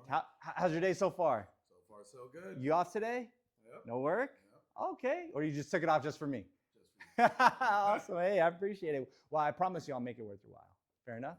Okay, cool. Well, let's is it okay if you show me through the house real quick so I can see, like, from a buyer's perspective what they're going to see in the home? Is that cool with you? Okay. So sometimes I would walk through the house alone. And then other times I would have them walk me through the house. They're both really, really good. It just depends on what you're good at, right? So the reason I have them walk me through the house is because my number one thing walking through the home is I'm close and we're talking about things about the house, but I'm looking at like the trophies and I'm looking at the family photos and I'm looking at the decor and I'm building rapport. Like, oh, your kid's in soccer. That's awesome. Where do they go? Da, da, da. And I'm talking about him and his personal life. Does that make sense? Okay. You got to be pretty good at this though, too. Again, practice this before you do it. Otherwise, you're going to come off a little awkward. Okay. This is the Ford method. Okay. What's Ford? Occupation. Recreation and goals. Dreams. Yep. Yeah. Because that would be Ford. Well, we can make it frog. Yeah, we can make it frog. Family, occupation, recreation, dreams. Ford, okay? Family. 90% good with talking about family. Love their family. Family is like the number one thing I like to talk about with people is their family. It's usually the easiest thing. But if I could tell, like, maybe that's not what they want to talk about, okay, cool. Occupation is usually number two. The easiest thing for them to connect with, like, oh, what do you do? Oh, I do that. Oh, that's amazing. You do this, you do that. Oh, wow. You must be really smart. You're an engineer or you work with numbers. Oh, dude, I can never do that. That's amazing. By the way, building rapport doesn't mean you have something in common. Y'all want to say me too. The truth is, no, not you too. The truth is, be excited about their life. Not in common. It doesn't have to be in common. I usually don't even say to me too. I'm just like, what? That's impressive. That's amazing. You must be really smart. You must have a lot of energy. You must, sometimes they even say things that aren't that good, like, oh man, you must have your hands full. I got 4 kids. Oh man, you must have your hands full, right? And I'll touch on me just a little bit, just a tad bit. Oh yeah, I got a couple kids too. Where do your kids go to school? Who are there, what do they do for fun? What do you do? Got it? I'm rushing through this because usually I take like 15, 20 minutes on talking to them about them. Okay. So we walked, thank you for showing me the house. I really appreciate it. I definitely took a lot of notes and I got to know you a lot better. So I appreciate it so much. Now, can we take a seat at the dining room table? Is that okay with you? Perfect. And hey, I get real thirsty around. Do you have some water you can grab me? Sure. Perfect. Okay. You can ask for the water. You don't have to ask for the water. The tip about asking for the water is now you are giving them, in a sense, having them do something for you. You're training them that they can do something for you, that you can ask for things and they can do it. You start with something small so it gets them in the habit. I don't always do this. Sometimes I do it. I was taught it through other people, right? So cool. Something you can do, something you don't have to do. You pick what's good for you. Okay. Is there a signal that maybe you should ask for something that's like, maybe they're being difficult? Good question. I don't know. I think I usually have a good rapport, and usually I just ask for the water when I need it. So I'm like, yeah, can you grab me some water? And here's the thing. Most of the time, they'll ask you if you want some water anyways. So, it's okay to ask. It's like they were going to ask you anyway, so you can ask. Not a big deal. Okay. Next thing. If it's you or you and your wife or whatever, right? So I'm going to say, Okay, great. Hey, let's go ahead and sit down at the dining table. Let me have you sit right here. I tell him where to sit. This is what I do all the time. Not once do I change this ever. I might not ask for water, but I will do this. And even if they already sat down, I'm like, hey, there's a certain way I like to present this. And it always works better if you sit over here and if you could sit right here. Is that okay with you guys? They're like, huh? I never had someone tell me where to sit. Well, I know what the hell I'm doing. I practice this all the time. I sell a lot of houses. So you'll sit because you know I got this down. If I could tell you where to sit, you might be like, dang, you got this together. Like, you even have a seating chart for us. Yeah, I got a seating chart. So what I'm going to have them do, on a round table, I'm going to sit next to them around the side, okay? At a oval table, but like there's two ends, again, I'll probably sit at one end and have them each on my right-hand side, okay? So you get my right-hand side, same as your right, okay? It makes it easier to present. I want to be beside them, not across from them. Everyone say beside. Beside. Okay. Beside means friendship, means relationship. Across means adversary. Across means defense, right? So I want to be beside them. I want to hold their hand. I want to tap their shoulder. I want to be close to them. I want to guide them beside them, not across. Yes or yes? Yes. Good. Okay. So Thomas, if it's since you're a woman agent and you tell them where to sit, would you put the woman next to you and the man farther away? The decision maker. yes, and we talked about this a little bit yesterday. I'm not the best at figuring out who the actual decision maker is. I will tell you this, usually it's the woman, the real decision maker. But I mess this up a lot. I'll put the woman and I'm like, dang, she's not the decision maker. You know, and then I'm like, wait, did I put the right person? The truth of the matter is, yes, it's always better to have the decision maker closest to you, but you can make it happen either way, okay? I prefer to have the decision maker closer to me as well. I'm also very careful about it because I'm a cute little dude and I want them to think like, oh, you messing with my wife over there. You know, I don't want to get offended, you know. Well, your wife had got to be in the corner. You watch it from there, girl. Right, right. So look, I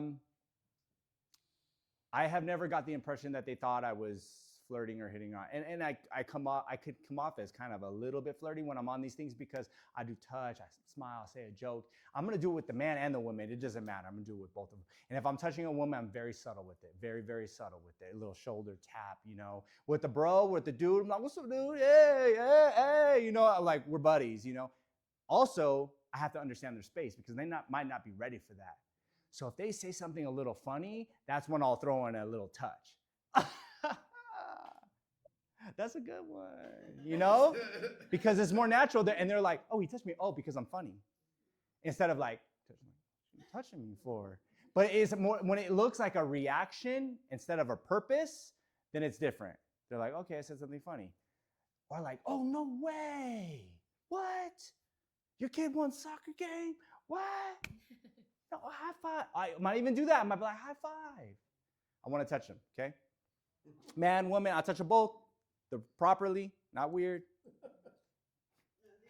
this is the decision to make, and you probably get the information already before when you ask for the appointment the first time, saying, you know, is there anybody else who would be involved in the decision of? Mm-hmm. Yeah, so. Would that help you? Yeah, I mean, you definitely want to make sure all decision makers are going to be present during the presentation. You can ask that, will all decision makers be present during the presentation?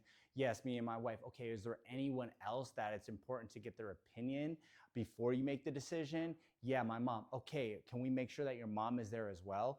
Yes, you can do all of these things. Okay, you can definitely do that. Typically, I'm looking on title. Are they there? That's who I want there because they got to sign. I want the signers there, right? But you can have, I mean, sometimes there's a decision maker that ain't on title. So it's up to you. It's how you want to run it. If you want to ask that question, I don't often ask that question. I just make sure the people that are going to sign are going to be there. Yep. Okay. So we got through, we did the rapport building. We talked about your family. We did Ford. We chopped it up. I told you where to sit. You grabbed me some water, right? You're to my right. Go, okay, cool. Wait, hey, thanks for having me over. I really appreciate it. I know it's important to you to, most likely get the most money possible for this and hire the right agent for the job to get it done. And that's why I'm here. Because I want to help you, work with you, and make sure we make the right decision to make it happen. Sound fair enough? So obviously, like we did on the other presentation, I'm going to say key words that are embedded commands. When you hire me, when we work together, right? I'm saying these embedded commands as I'm just, so if you don't have, you need a list of embedded commands that you know how to throw in a sentence real quick. And you know how to pause right before the embedded command, say the embedded command and pause. You know how to downswing, okay? Practice, practice, practice your embedded commands. Then it becomes natural, okay? Then your confidence isn't awkward anymore because you've done it 1,000 times and you seem natural. Make sense? Make sense? Yes. Yes. There we go. All right. So I might play this video. I might not play this video. It depends on where I'm at in this conversation. It depends on how, like, do I know them? But I have the option. I put options in my stuff, okay, where I can go over, right? So if I feel like this person doesn't know me too well, then I might play this because I want to show off that I can be in front of the camera, that I can do certain things, just like we talked about before. So I'll play the video. Are you thinking about buying, selling, or just need some real estate guidance? Hey there, I'm Thomas Paulauskas, and with nearly 2,900 homes sold, being ranked in the top 1% of real estate agents nationwide, consider me your trusted real estate expert, serving in the Los Angeles and Orange counties since 2007. So what sets me apart? Top-notch communication, market knowledge, and of course, proven results. My team and I connect buyers with their perfect properties, empowering them every step of the way. Okay, so I'm gonna play that video. I might play the whole thing. I might play a portion of it or what have you. But again, like I said before, I want them to see me interacting, okay? I want them to see. And I will also tell them that this video is a little dated because we're over 4,000 homes sold now, okay? So definitely let them know that. Okay, so then I talk about myself a little bit, Our goal today is to get together for you to know me, for me to know you, get to know you, and for us to see what it's gonna take to get this home for top dollar in the shortest amount of time, because that is what you want, isn't it? Yes, perfect. And feel free to respond to me, you know what I'm saying? Okay. So let me just tell you a little bit about me. I'm building more rapport. This is about me. This is connecting them. This is making them feel, okay? Whenever you're gonna post your family photo, you post a cute photo. Put it on there. Again, I said this about the buyer presentation. You and your dog, you and your favorite sport, whatever it is, post something that you can attract emotion, right? I'm just lucky. I got a cute family, so it works, They don't know, but they're the reason I get paid. Okay, so, hey, I am a family man. I want to introduce you to my family. And I spend time here. I'm like, this is my little 4-year-old Makeo. He's bigger now, but there is him right there, super cute. There's my son, Caleb, a little baseball player. He loves e-biking. He's 13 now. There's my daughter, Kylie. She's 17 years old, just got her a freaking Ford Bronco, driving around town. She was on the varsity volleyball team. I just talked to him about my family, and my beautiful wife, she's 21. I always say she's 21 again. She's been 21 for several years now, but she's 21, my wonderful wife. So I throw a little bit of humor, just a light humor, And then I talk, and then I might hit up a couple things. I might just spend time on the family, or I might hit a couple things. I have 2 dogs, and I enjoy hiking, water sports, and exercising. I am a real person, right? I'm passionate about writing song lyrics, dancing, and motivating others. I attend Calvary Chapel Christian Church. I volunteer with my family at local shelters, and then sometimes I get into my big why. Why am I here? Why am I doing this, right? What I want to build is some type of connection. It could be in common, or maybe it's not in common. It's just something interesting to know about me, okay? Emotion is so important.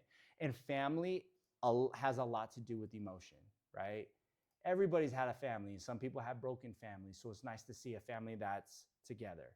Some people had great families and they have good memories of their family, so they're like, oh, that's like my family. So I think family works a lot. I got something in here that helps me win and also helps me lose sometimes, but I want to be authentic of who I truly am. And so, like, I let them know I attend Calvary Chapel Christian Church, just letting them know this is what I do. You know what I'm saying? I'm a believer. You know, I don't hide that. I keep it real.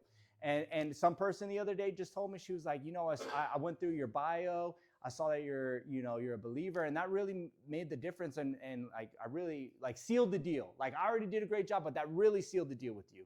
I was like, okay, cool. Usually some people they're not into that, and they're like, whoa, you know, one of them, you know, like, yeah, I'm one of them. Proud to be. But be authentic. Don't be afraid to not be the perfect person for someone.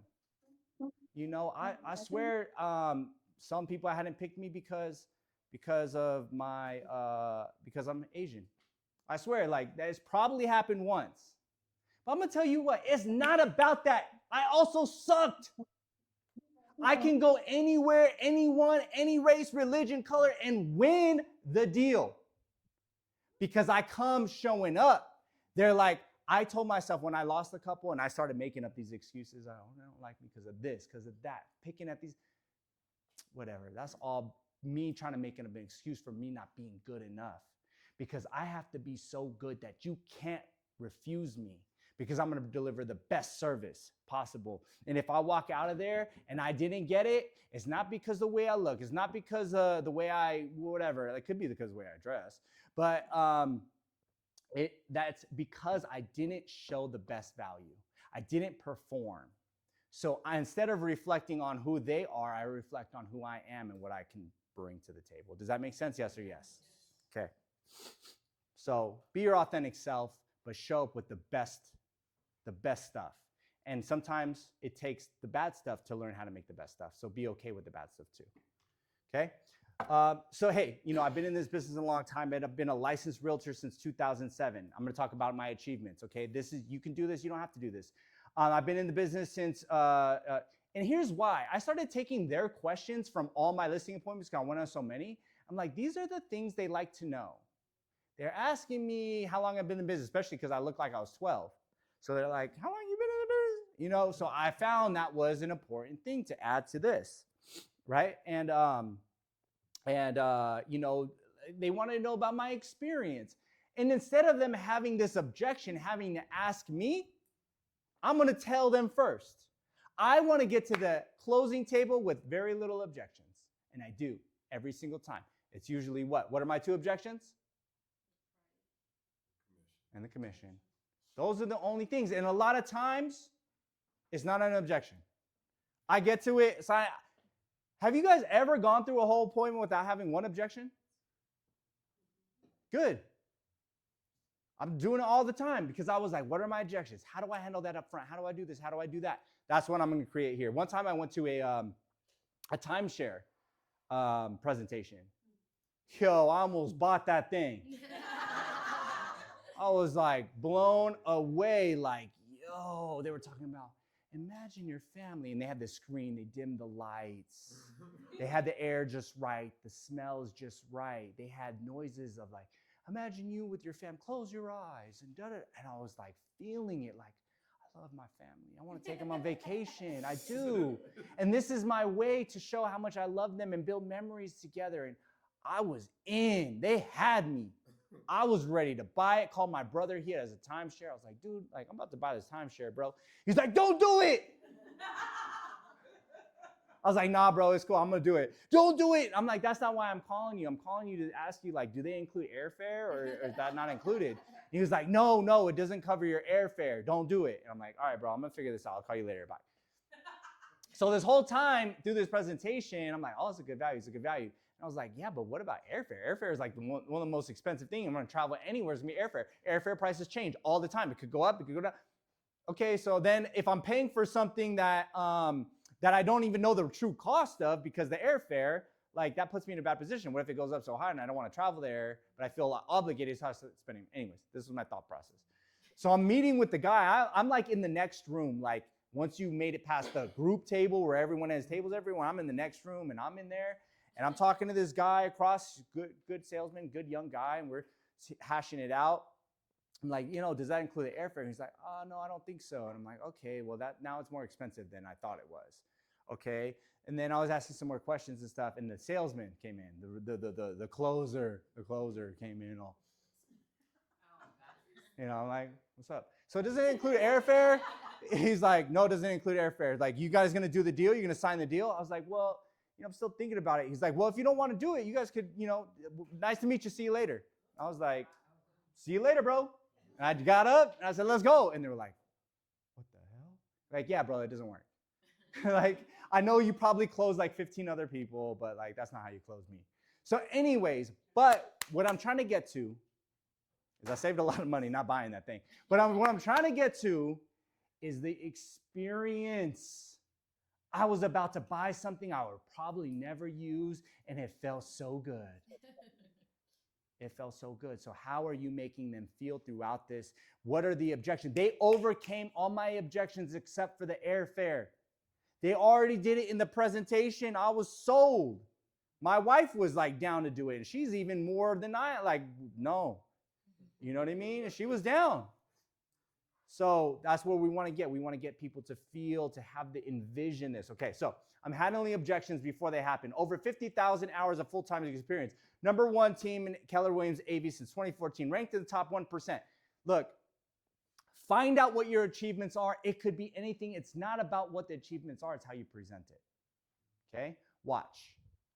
I'm going to show you. It's not about what it is. It's about how you present it. Okay? So this is me going over it with you. Here's the added value. These are the items of value that you get when you work with us. You're going to get a proven staging plan and consultation. Like I said that earlier. We're going to do a staging consultation. 0% financing for upgrades or repairs. Free moving truck for life upon availability.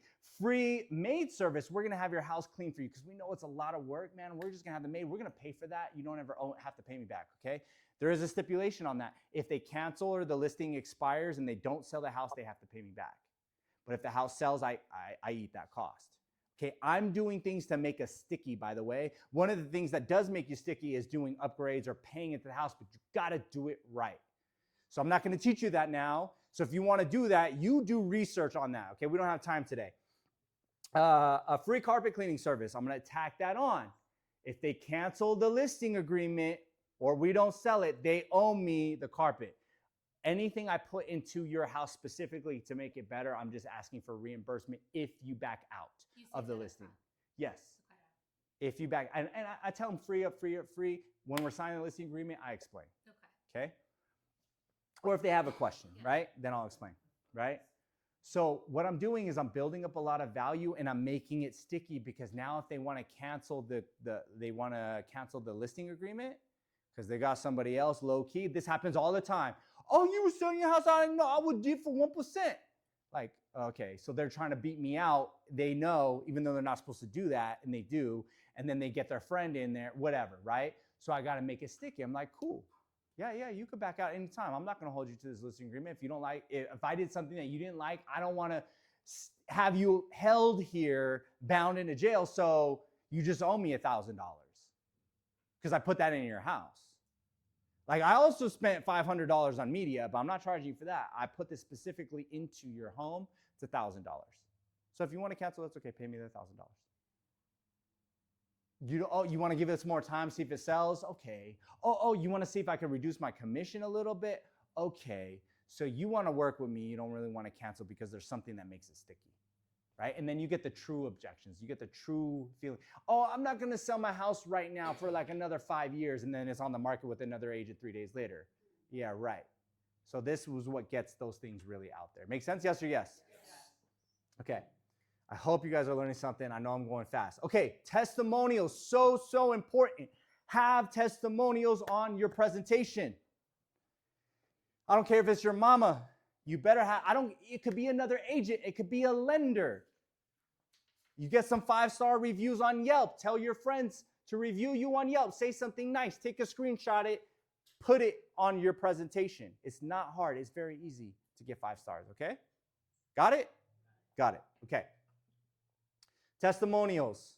I'm going to play. I'm a deputy district attorney. I am an investigator for the dependency court attorney. I heard I about need to Thomas update this, by the way. This is just like, I need to make it better. through It works. my mother, who did online research. Was always very willing to We listen. needed to sell our house quickly and yet get the best price possible. Thomas made it happen. We have 2 homes to sell. We sold the first one within 5 days of listing. Okay. So, and I have, a couple in here, right? So, and they all talk, they all say good things, and then I make a joke at the end. I'm like, they're all really nice, and they should be. They're paid actors. I make some kind of a joke to lighten it up too, make it fun. And sometimes I feel like they don't even know if I'm being honest or joking. But then I move on, right? Like I'm building how they see me. You understand? This is me building. Look. And it's not to be boastful. It's to be experienced. It's to be knowledgeable. Here's me, my family. I'm personal. Here's me and my career. I'm business. Here's what the added value that you get from our team. Here's people talking about their experiences with me, right? And then I got the screenshot of the 5-star reviews on Yelp. And I always say, if you want to check out our reviews, please go there. We got 5 stars on Yelp. I think it's like 4.99 or something, but I always say 5 stars because it looks like 5 stars. And I tell them, go check them out. But guess what? Usually they don't. But what they like to see is that you brought it.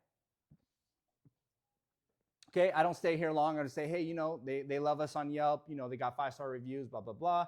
Check them out if you ever want to, look more into it. Okay, here's the questions. These are really important.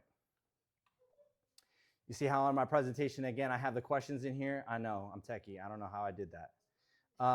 But you can print them out. I also print them out. I have my assistant print them out every single time I go on a listing presentation. I have these printed out with me. If I don't have them printed out with me, then I do it right here on the screen. Okay? I actually, on this one, I prefer to do it on paper on this one. Now, this is my system, and when I submit it, it goes to my assistant and goes to my email and like a spreadsheet, okay? Don't ask me how to do that. I don't remember. I just figure things out when I need them. So anyways, okay, you guys ready? Yeah, are you ready? Yes. Oh man, I'm about to go to sleep instead of y'all. Okay, so I put their name, any other name. You know what? Some of the stuff I have to fill out, otherwise it won't let me go to the next page. Okay. I put the address because I need this for my file. Okay. I put their name, any other names. And then we get to the question. And I go, okay, so I'm just going to ask you a couple of review questions. Some of this stuff we talked about on the phone before, and I just want to make sure we're on the same page. Is that okay with you? Yes. Okay. I asked his permission if it's okay to ask some questions. I don't know why, but it really works well. So on a scale from 1 to 10, with 10 being the highest, how high would you rank your motivation to sell this home? 7. He's like, why are you being weird? I'm showing y'all that I do a downswing. Pause. Sell this home. Downswing. Embedded command. Did you catch that or you just thought I was weird? You caught it. Okay, good. So the truth of the matter is I'm not going to do it that much. I'm not going to exaggerate it that much. But when I practice, I exaggerate. Because then when I'm in person, it causes me just to be enough to where the embedded command works, okay? Can you say how you normally say it? On a scale from 1 to 10, with the 10 being highest, how high would you rank your motivation to sell this home? 7. See, enough. It's enough, right? It's enough. 7. And let me ask you, if you couldn't pick a 7, would it be a 6 or an 8? That's a good question right there. Everyone pick 7. Mm-hmm. Yep. 8. It'd be an 8. Gotcha. And curious, what would make it a 10? Larger net. I'm getting to the objections up front, and he doesn't even know it. Right? Okay, so what you make on the house?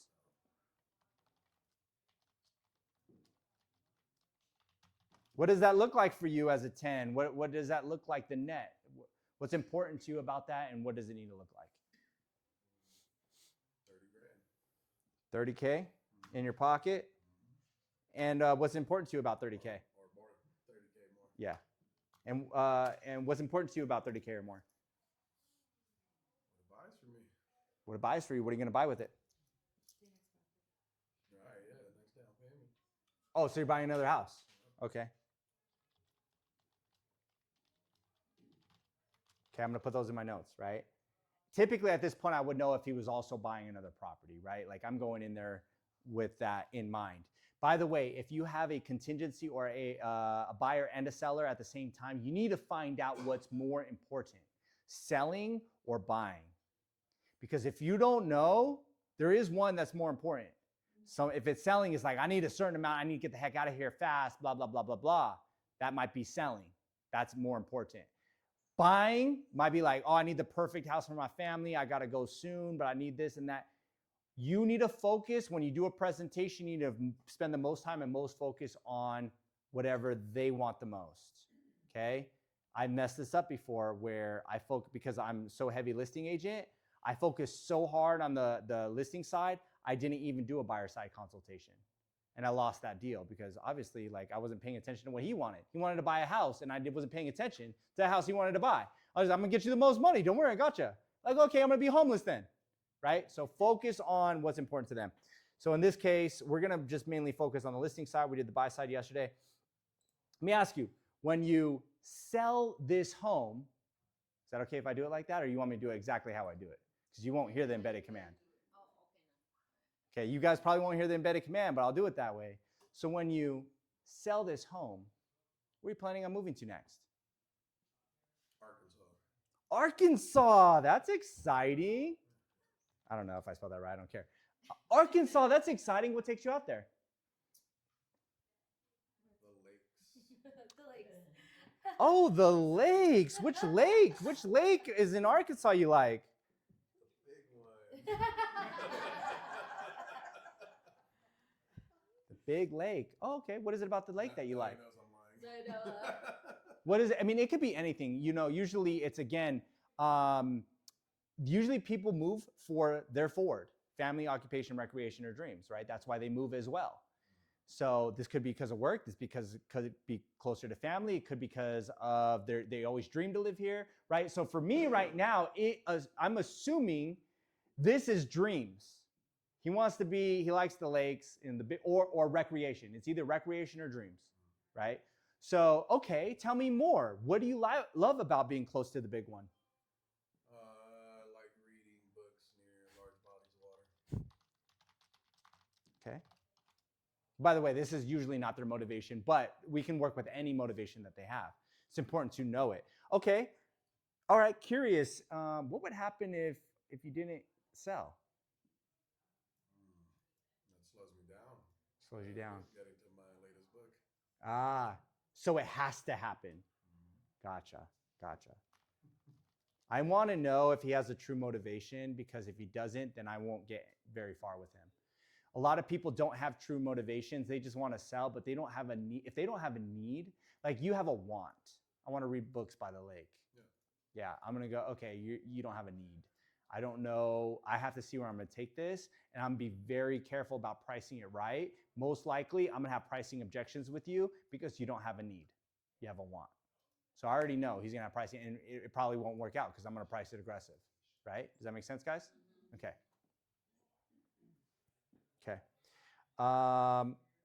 What else do you like or important about moving out there besides the lake? Shoot, guys, we are so over. All right, let's keep going. You guys are okay? You want to keep going? Keep going? Okay, we're going to keep going. Okay, so what else is important to you about moving there? The economy. Okay, cool. What about the economy? It seems to be booming. It's booming. Gotcha. I'm going a little faster than I would normally go through this, okay? This one's really important. How soon do you need to be there? 90 days. Oh, what happens in 90 days? The next job offer. Ah, the next job offer. Okay, now I'm getting closer to motivation. You see? Okay, the next job offer. Okay, so are you doing the same thing out there that you were doing over here? Yes. Okay. Is it like a transfer? Yeah. It's a transfer? Next Keller Williams. Ah, transferred. Okay. So it sounds like in 90 days you're being transferred. Now it sounds like that's why it has to happen to sell this home because you have a transfer coming up. Okay. Okay, so now he has occupation and recreation is his motivation.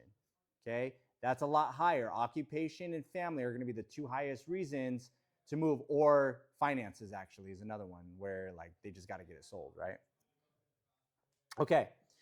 Okay, so now I know, I'm like, this dude's making a move.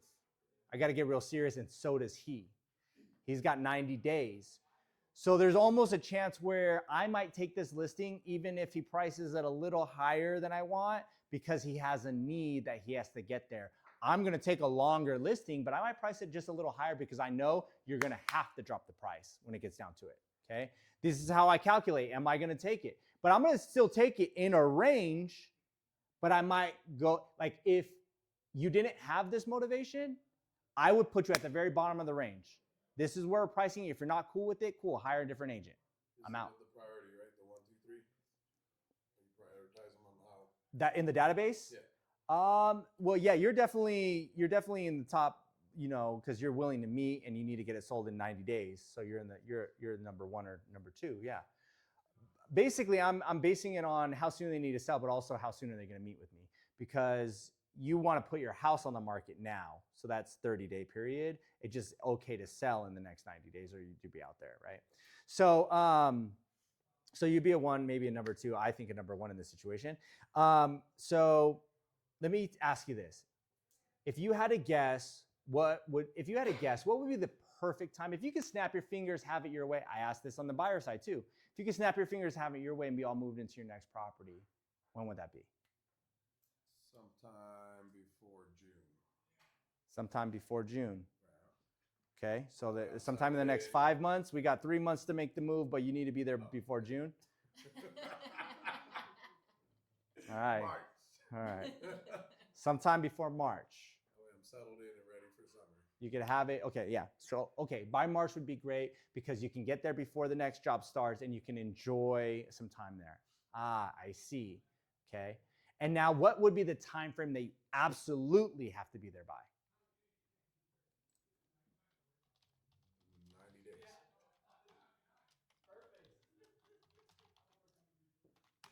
Cool.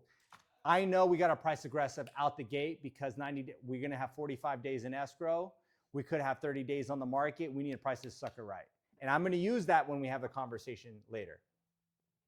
So of course I research the market every day. So obviously we'll make sure we list your home at a price that will cause it to sell. Yes?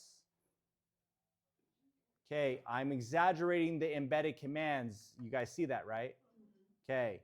List your house, list your home at a price that will cause it to sell. I'm telling him to do that. How much do you currently own your house? 200,000. 200K. Okay, definitely. I'm going to put that on the net sheet. Oh, won't let me do that. Okay. Now, does anything else have to be paid off with this home? Secondary liens, HELOC, solar, water softener, anything, taxes, and how much? No. Perfect. Awesome. Okay, in your mind, what has to happen in your life or to the house before the house can be on the market? Grass needs to be cut and painted. Perfect. Well, not the grass, but. You want to paint? You want to do some touch-up paint? Some paint, some landscape? Okay, definitely. Okay, cool. All right. These are my 3, and this is why I say, look, I have 3 bottom line questions, and then we'll get started. Is that fair enough? It sounds like you are definitely ready to sell this home. Yes. Got it. And it sounds like you're going to price it right instead of just having it sit on the market and depreciate as time goes on. Sounds fair. Yes. I'm handling my objections right now, okay, up front. And last, and I would consider most important, is do you want me to get it sold for you? He just closed that deal. I'm done. I just asked him, do you want me to get it sold for you? He said yes. I'm done. I can have him sign the contract right now. He already gave me a yes. And a lot of times they will, and I know how that's going to end. I got the deal. Done. I have the leverage. It's when they say, well, still trying to figure that out. Fair enough. That's the purpose of me being here, for me to get to know you, for you to get to know me, and for us to see the marketing that causes it to sell. By the end of this, wouldn't you agree that it would be fair for you to know if I'm the right agent for you and have the right plan that's going to help you feel comfortable and confident about the sale of your home? Perfect. Right? So I'm asking him these questions because I'm trying to close. This is called a soft close, assumptive close. Yes? Yeah. You guys got it? We talked about it? Okay. I'm going to hit submit. It's going to go into my database of information. Boom. The questions are some of the most important parts, okay? I'm going to let them get to know me. I've already got to know them walking through their house. Now I'm asking them questions about the move specifically, okay? Now I'm going to prove that I have the plan to get it done. That was Paul Sanchez just walked by. He should be in this class. What is he doing? Okay, so first thing I'm going to talk about, what we talked about earlier, how important staging is. I'm going to say, hey, look, I'm going to go step by step through the process of what it takes to get your home sold for top dollar in the shortest amount of time possible so it'll be less expensive for you. And sometimes I ask this question. I say, what's more important to you? There's 3 things that really are important to sellers when they sell a home: time, money, or effort. So usually they're going to be put in order. If you had to put those in any type of order that was priority for you, what would that be? Time, money, effort. Which would go first? Time. Money, time, effort. So the money is the most important. The time is the second most important. And the effort is the least important. So it sounds like you're willing to put more effort into your home to get it sold faster and for more money. Do you guys see what I just did? Some people don't want to do any effort. So that also means they'll probably make less money, and they're going to have to be okay with that. Or they're going to have to be okay with more time or what have you. Does that make sense? So I'm digging into these motivational things, but I'm also prepping him for what's going to happen, right? He said effort. I say perfect. Effort is the least important. So we're going to put more effort into the home to get you more sold faster and for more money. Make sense? Staging is about one of those things. I'm going to schedule a staging appointment with you so we could walk through the house and show you exactly what you need to do to set it up to get the most money in the shortest amount of time, because that's what you want, isn't it? Yep. Close. That's what you want, isn't it? I closed them. It's also a tie down. Got it? Okay. Photography. We're going to have the most amazing photography. I have a photographer specifically just for me and my team. That photographer is going to take unique and gorgeous photos of your home with high quality equipment, perfectly edited. And I might even share some of those pictures with you, right? To show you, right? And also we're going to do a ton of videos and promotional skits. We do regular videos of just the house. We do videos of myself or one of my agents in your home. You guys, bring it. Bring whatever you're saying you can do, because you have the proof. All the agents are going to say, I'm going to do this, I'm going to do that, da, da, da, da, da. But what one is going to bring the proof that they're going to make it happen? Make sense? You got to bring the proof. You got to bring the statistics. You got to show them you walk the talk, right? It's not just faith, it's also action. Yes? Yeah. Awesome. So I'm going to show them, like, here's a regular video that we'll do. We do the drone footage, have some nice little music. Let's go, girl. She's shouting affirmations, I think. Okay. There we go. Okay, so then boom, I show them that. I let them preview that. And then I actually try to show them a house that's similar to theirs. That if it is, then I'll show them a house that, like, so this is like a condo. Or actually, this is a house in an HOA. This is a ranch style home. This is your regular suburban neighborhood. This is kind of a mix between suburban. So like whatever type of house they have, I kind of try to play the video that's similar to that, right? But this one I play a lot because it's fun.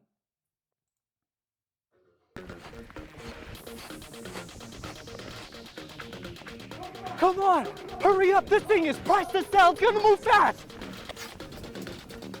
I'm telling you, at almost 3,200 square feet, built in 2004, this house is gonna move quick.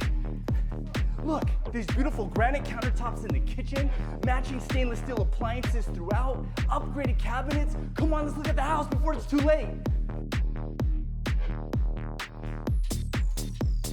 Man, don't sleep on this one. You gotta see the fireplace. So I make it fun, I make it interesting, you know, and they're usually laughing. Like, I want to put this other one I have with Jason Corvetto where we literally act out a fight scene inside the house. Like, it's pretty intense, it's fun. It gets them interested. So whatever it is, if you're doing a typical video, just put it on there. Let them see you. Make sure like you try to have some decent quality in it. You want to like show it off like you're going to do a good job with their house. But when you make the video of your next house, keep that in mind. This is not just a video of their next house, of the house I'm selling. This is a video of me presenting this to my clients. So I want to up the quality a bit. I want to up the lighting. I want to up the sound because when I play it, it's up to you. You can do all this on a paper. I was like, no. I want audio, visual, all that. So I do it. I bring my laptop every single time, right? And so I want to do it like that and present in that manner to really touch everything. So if you don't have it digital, that's okay. You won't be able to play a video. You might be able to play a video on your phone or something like that, right? While you're there, right? So like, Mike, you should play your video. You have a pretty good video, right? That's a nice video. You should definitely play that on your presentation. You know what I mean? So you're showing them. So I'm showing them, look, I'm not just saying I'm doing house tours. I'm doing virtual tours. I'm doing videos, right? And I bring the proof. We'll also do a virtual 360 walkthrough. It's a program called Matterport, and you can literally walk through the house like you're just there, create this like dollhouse view. Then you can tap those little circles. It'll walk you through the house. Okay? I probably could have did this a lot better, but I just pulled this off somewhere, and the quality kind of sucks. The quality of the actual footage is way better. So I should up this. You know, you're always looking to improve, right? You're also going to get, back to the script, back to the role play, you're also going to get your very own single property website, okay? You guys can make these in Command. They're free. Or you can use Cribflyer. They cost. It's up to you. If you want to pay for it, get it for free. Apparently, our team wants to pay for it. So, but we should be switching to Command. But on the single property website, it's going to be completely 100% about you and your home, right? On there, you're gonna see the beautiful photos, and usually I click this link and it takes me to a website that I have, but my team took it down, so now this link doesn't work anymore. So I just show them this video. But if you got a website on a home, have the link in there because that's your proof. You're really doing this. Do you get what I'm saying? That's why I have the link in there. It's the proof.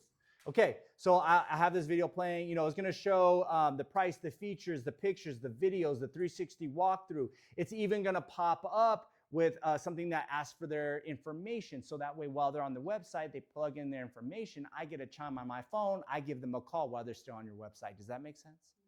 That's what I'm saying, okay? Does that make sense so far? And every time before I go to the next slide or next topic, I say, does that sound good? Does that make sense? Why am I doing that? Remind me. Confirmation and engagement to reenact their sight, hearing, everything. Okay, and you guys are staying engaged. I love it. This is a lot. I know typically these take a little longer. Video marketing, back to role play. Video marketing. We're gonna market the house on YouTube, Dailymotion, MetaCafe, Google+, Ustream, Vimeo, Facebook, and anywhere else that we could possibly market a video of your home. Is that fair? And not only that, we're gonna pay advertising dollars. I'm sure you've seen it in the past where you're on YouTube and there's an ad that pops up like halfway or the beginning of the video.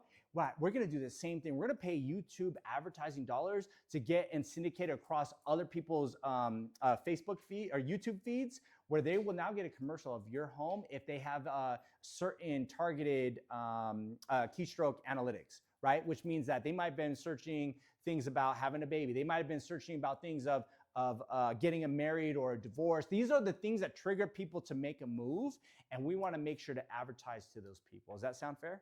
Yep. Don't worry, I'm going to take care of that. I'm going to pay the advertising dollars for you, so you don't have to. Good enough? How does that get tacked on if I don't sell it? It doesn't. Yeah, you don't have to pay anything of that. I'm marketing this house. I'm marketing to win. I believe in you, and I believe you believe in me. And I also believe in my marketing to get things sold. That's why I'm really 100% committed. The only thing that would cost you anything is the money I put directly into your home, and it's gonna be like the sales clean or the carpet clean, but really you don't have to pay me if the house sells and I know it's gonna sell. And it won't cost you too much if you decide to change your mind. Is that fair enough? Yep. Yeah, I got skin in the game for you, my man. I believe in it. So social media, Facebook, Instagram, TikTok, Twitter, Pinterest, YouTube, LinkedIn. I'm gonna put this on every single social media platform that I can. I'm gonna use pictures, I'm gonna use videos, I'm gonna use links. We get thousands upon thousands of views and interactions on social media. And that's what you want, isn't it? Yep. Perfect. And again, we're gonna use advertising dollars to make sure it gets broadcast out to people that aren't even looking for this particular house, but it's gonna pop up as an ad.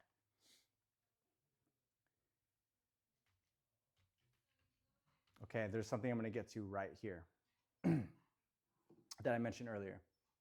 When I mentioned earlier, it doesn't matter what you have, it matters about how you present it, right? Remember that? Okay, doesn't matter what you have, it matters how you present it. I'm gonna explain right here. So also we're gonna do internet marketing through listing portals. I'm sure you heard of like Zillow, Realtor.com, Trulia. Which one have you used in the last, couple weeks? Zillow. So I'm sure you looked at, different things on Zillow, and I think Zillow is a great resource. And also that's where a lot of buyers and potential buyers and looky-loos are going to find homes. So what we do is we pay a third-party syndicate platform to broadcast this across 350 websites that are like Zillow. So if people are looking for your house online, they're gonna find it. And if they're not looking for your house, they're gonna find it. What did I just tell him?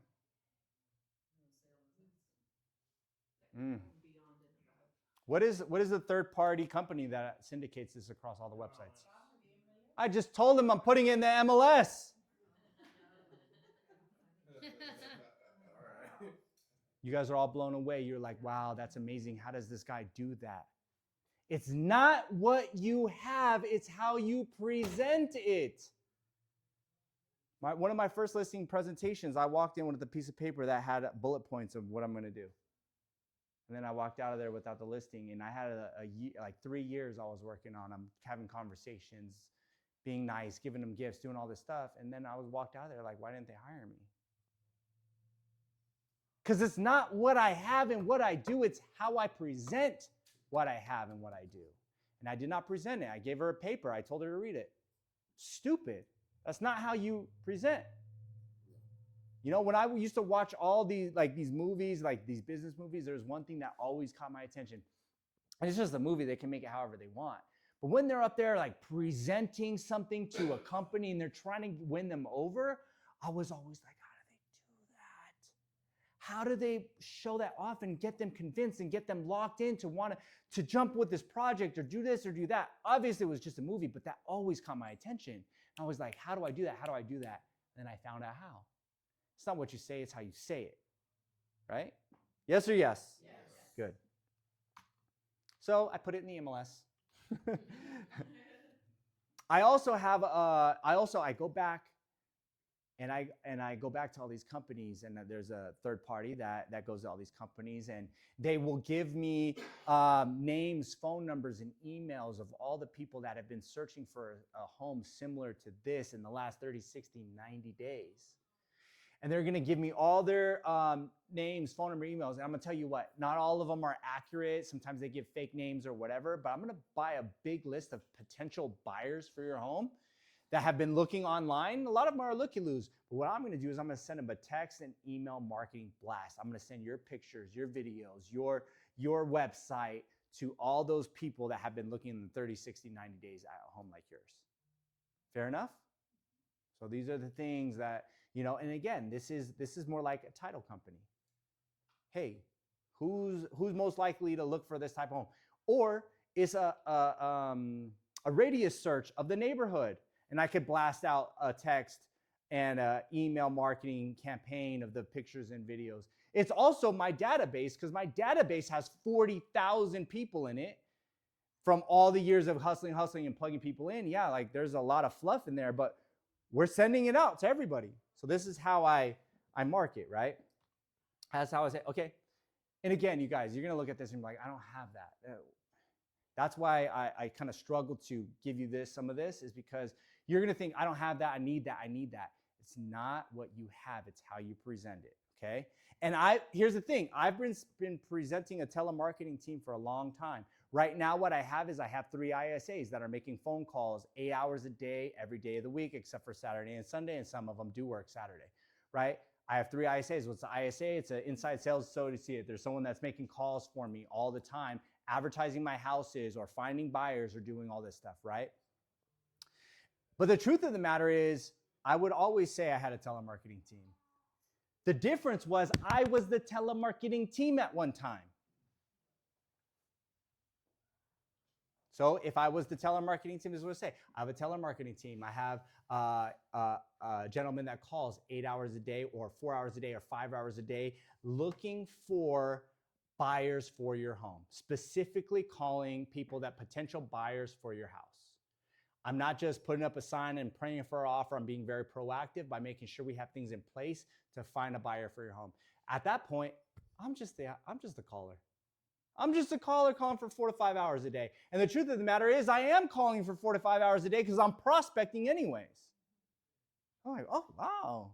You got that? Yes, it's not what I have, it's how I present it. Okay? I got a real estate website. It's www.tompaul.info. On there, you can search for homes. You can get a free valuation. You could sell your home. You can even order a free copy of my book, The Guru Guide to Sell Your Home.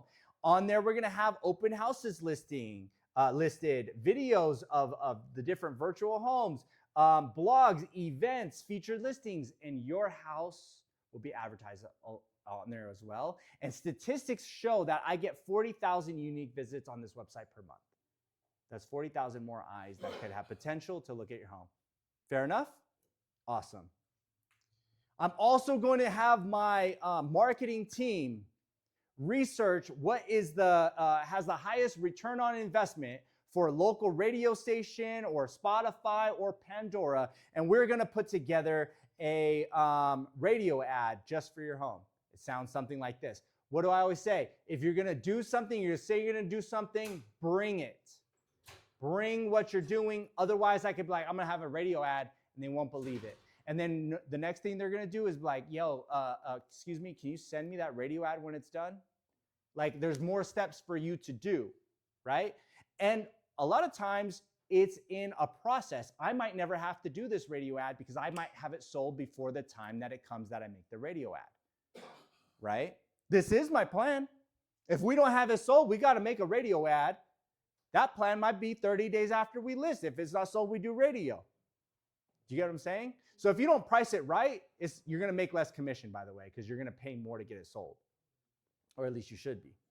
Okay, so local radio ads, Spotify, Pandora. My ad team is going to do the research to find out where we're getting the best ROI, meaning eyes and ears, more specifically ears on your ad, on your home. It's going to sound like this.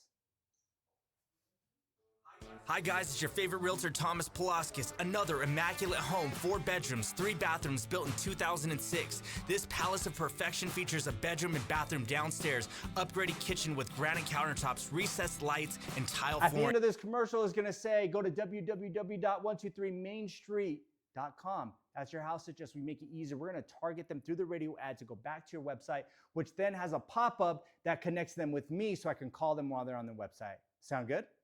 Awesome. Wow, you have it all. That's what they say.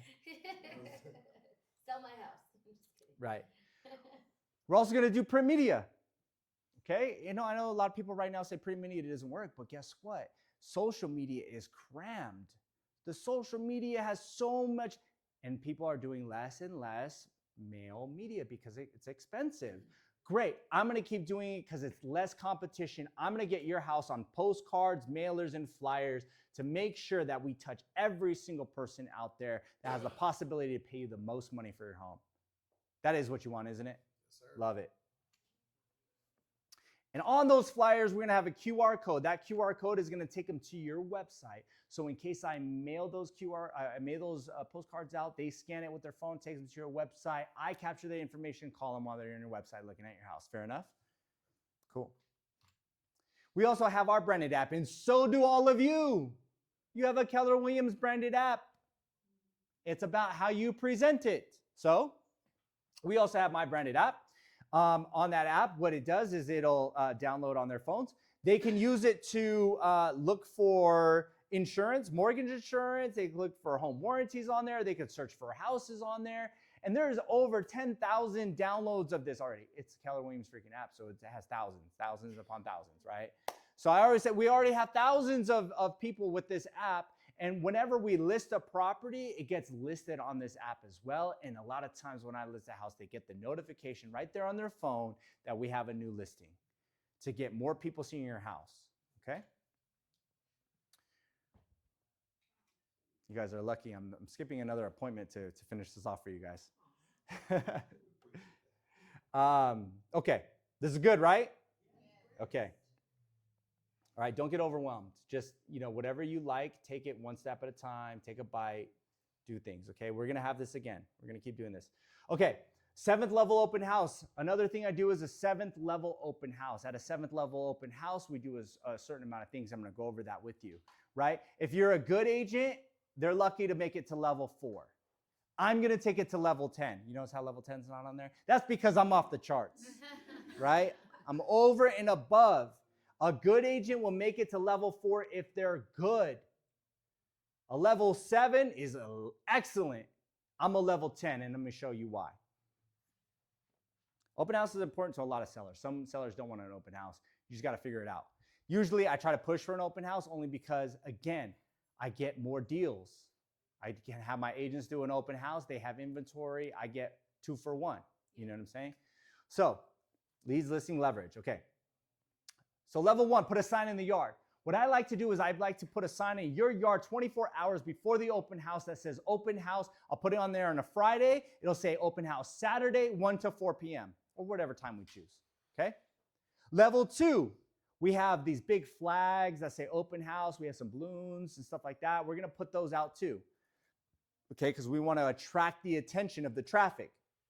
Level 3, we're going to have directional signs on every single corner. We want to have directional signs. And guess what? I want to put these directional signs out the day before your open house because I want 2 days of traffic. People are typically commuting during the week. They're cutting off the freeway on a Friday. They're staying home on a Saturday. So I want to catch their attention on a Friday when they're coming home. They see the directional signs throughout the area. They drive by. They see the sign in front of your house that says open house Saturday, 1 to 4 p.m. I want 2 days of traffic instead of 1. If they hadn't seen that sign and hadn't drove by, they would have never left their house, would have never known there was an open house here. So I want 2 days of traffic. Whether they come to the open house or not, they know it's for sale. Make sense? Okay. Level 4, and this is if you're good, you make it here, you send out flyers at least a week before with email invites or post it on websites like Zillow and all those other websites. We want digital flyers, digital emails, and digital invites. We're going to invite thousands upon thousands of people so we can get 10, 20, 30, 40 people in your house at one time. Fair enough? So then we're going to go invite your neighbors. And I know what you're thinking. Thinking, why do I want my nosy neighbors looking at my house? And if I were you, I'd feel the same way. I don't want my nosy neighbors looking at all my stuff, judging me and all that, looky-loos. I'm going to tell you why it's important. Here's the thing. I'm overcoming an objection before they even have it, right? Here's why it's important for you. Because would you agree that we only need one buyer for your house? Yeah, we definitely only need one buyer, or one set of buyers that can buy it together, right? There's only going to be one buyer for your home. The way we get that buyer motivated and excited to buy your house is by giving your house a buzz, making it exciting, making it inviting, making other people want to have it at the same time. Here's how we do it. We get all your little looky-loo neighbors in your house to look at your house. And then I do something a little special, which I'll tell you in a second about how I get them excited. But I have them walking through your house and they see and they're walking through and they're feeling good and they're like, oh, look at this. And I'm going to get them excited. Trust me. And we got like 10 of your neighbors in the house all at the same time. And one buyer walks in. That buyer immediately thinks everyone else in your house is a buyer. Exactly. Then you know what happens next? They get an emotional feeling that this house has social proof. Social proof means other people like it as well. Other people respect it and it's socially approved. 1. 2, They think I better make an offer fast and for a good amount of money, because if I don't, I might lose it to someone else. So I'm creating competition. This is a fantasy, by the way, because all those people might just be looky-loos. Yeah. This is why looky-loos are important to have in your home. Wouldn't you agree? Perfect. So I already overcame that objection without him having it. Okay. Then the next step is level 6. We're going to get on the phone and we're going to, like I said, I have those ISAs that are calling for you all the time. I'm going to get them on the phone, dialing to find a buyer for your home and also to find someone to come see your home as well. Make sense? Okay. And level 7 is for us to know about the inventory in the neighborhood, tour a couple other properties so we know exactly what they're offering, because we as salespeople have to express clear value as to why your home may be the best home for them. The more information we have, the better we can sell your home. Make sense? Now, the way we take it to level 10, we skip level 8 and 9. We just totally skip level 8 and 9. We go straight to 10. 10 sounds good.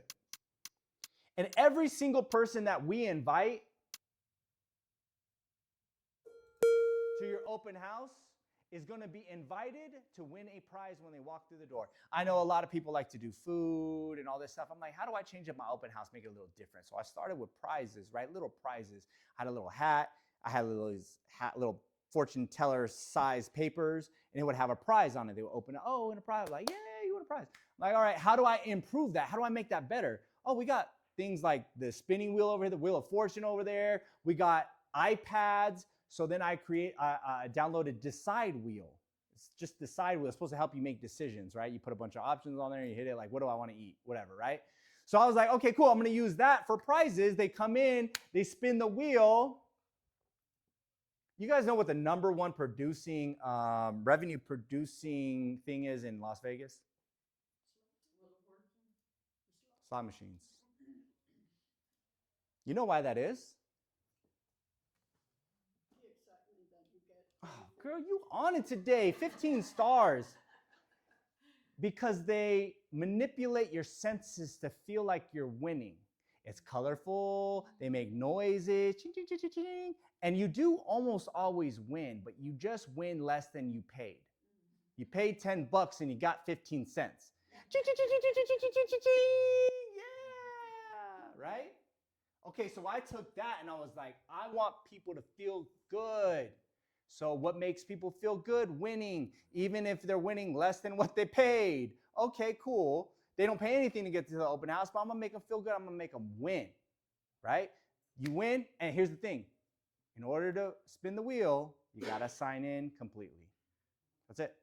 Matter of fact, I don't even let them in the house if they don't sign in completely, but I start with this. Oh, yeah, you're going to get a prize. You sign in completely. You got to spin the wheel. All right. Okay, next thing. They spin the wheel, they win a prize, and what happens? Look at it. Noise, colors. When they win a prize, whatever it is, I'm like, yeah, you won a prize. You get a Starbucks gift card, Amazon gift card, lottery scratcher ticket, tote bag, a tumbler, a cup, whatever it is, right? Whatever it is. It could be a promise. I don't care what it is. You choose, right? Could be a bracelet, a rubber band. I don't care. They won something, right? And then another thing that I'll do when I'm advertising for an open house to get people through the door, including the looky-loos and the looky-lots, they don't even want to show up, but they do because they might get a Starbucks gift card, is we give away a raffle. And I show them a video of us giving away a raffle. So everyone that comes to our open houses at the end of the month is entered into a raffle to win a prize. Whether it's a TV or $200 cash at the end of the month, everyone that came to our open house to win a prize, this is a video we send them.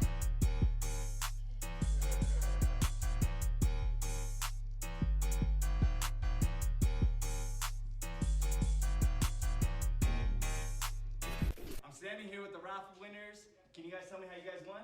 We just showed up to an open house. That's it. Thanks, bro. Thank you. And then I tell him a joke, the second guy in this, and I'm like, man, when we told him he won, he was like, no. And I was calling him like, no, you won. You came to the open house. You won this prize. And he was like, I don't know, man. And I was like, no, seriously, you won the prize. And finally, I was like, look, you want the prize, come pick it up. If not, I'm going to give it away to someone else. Oh, no. I want the prize. So he was a little sketched out. He thought it was like some type of a fraud, right? So me and my assistant were hiding behind the counters with the money guns. And he walks in and we jump out with the money guns. He's like, oh, terrified because he thought we were pranking him or something, which it was kind of, but he definitely won the TV. He won the TV, right? So it was always a fun story, right? I like to tell stories, right? So, so this is how we're going to do our open house. We're going to make sure that you get I like to call it a grand opening. A lot of times what we'll do too is forget the prizes that we give it away. Instead of prizes, we'll do a car wash open house. We'll hire a mobile detailer for 2 hours, and they come, and as people walk in to the open house, they're getting their car washed outside, right? It cost me like $200, whatever, cool, $100 an hour, mobile detailer, right? I can get a lender to sponsor that. You know, I want to diffuse your limiting beliefs right now. You can get a lender, you can get a title company. Be careful how you do that. You can get whatever you're doing. You can get somebody to sponsor or participate in these things. Now you don't have to pay for it. Does that make sense? Car wash open house. That's the invite. When you knock on the doors for the neighborhood, car wash open house. Come down the street, get your car wash for free. Come check out the house, you little looky-loo. Help me sell this house for more money. Win a prize. Why wouldn't you go to this house? I remember one time, the first time we had our car wash open house, there was a line of cars lined up. Like they couldn't even, it was crazy. So many leads, and we got a bunch of listings out of that too, right? Another thing that's good is a barista open house, right? You got the barista right there, not pre-made. They're grinding the beans, they're putting the phone, whatever, right there, making their little Starbucks right in front of you. People love coffee, right? So that's another thing. I don't really know how much that costs, but I'm assuming $200, right? These are the things you can do. Okay, I also do virtual open houses. I do on my YouTube, Facebook, and Instagram. I go live. This is a 360 virtual video. Oh, great finishes. Here's what I like about it. I'm going to take my finger or my mouse and I'm going to move anywhere I want. This is a 360 virtual video. I'm going to pause it. Now, they cannot pause it while I go live. When I go live, it plays, but it's pre-recorded video. They can look anywhere they want in the house, and there's a chat box with one of my agents or my ISAs answering questions about the house. Because we want to sell your house worldwide. Because that's why we have a website. That's why we do virtual open houses. There might be someone in San Diego, Arizona, Africa, Europe, China that has the most money for your house. That is what you want, isn't it? That's most important to you, right? The money you get and the time you get it in. That's what we want to do for you. So we're going to help you do that. We're going to sell this thing worldwide, I'm telling you, right? Now, here's the soft close. Hey, when it comes to our marketing, what is anyone else doing or said they're due to sell your home that I may have forgot to mention today? I can't think of it. You can't think of it. That's how I know if they're meeting with anyone else, I'm doing better. I might be the first one they met with. Okay, but this is also going to lock it in what I'm doing if they're meeting with someone else. Okay, I used to be afraid to meet after someone and also be afraid to meet before someone. I couldn't figure out which one I wanted to do. They would tell you, oh, be the first one in the door. They'd be like, be the last one in the door. And both of them suck. I want to be the first or the last as long as I know how to be the best. That's all that matters. And I know how to get them to call me back. Right? Don't worry about being first or last. Just be the best. Right? Okay, so I'm locking in his brain. He said there's nothing else that anyone else is doing that I didn't mention. Because also he might go, oh yeah, someone said they would put it in the newspaper. He might like that. I might say, oh yeah, actually we have a newspaper campaign if that's something you're interested in. I'm going to still win him over on something that he feels is important. Okay, and I'm not saying I don't do it. I'm saying I forgot to mention. Okay. Now, he's going to verbally tell me what he loved about it. You guys are doing great by paying attention. What do you like the most or find the most effective when it comes to the marketing strategy that you have to get your house sold? All the websites you're going to use to post my house. All the websites. Yeah, that's definitely important, man. I like that you like it. That's awesome. So now he's telling me why I'm a great agent. Isn't that crazy? I'm a brilliant guy. I don't know how I thought of all this stuff. Like, wow. He's telling me why I'm the great agent to do it.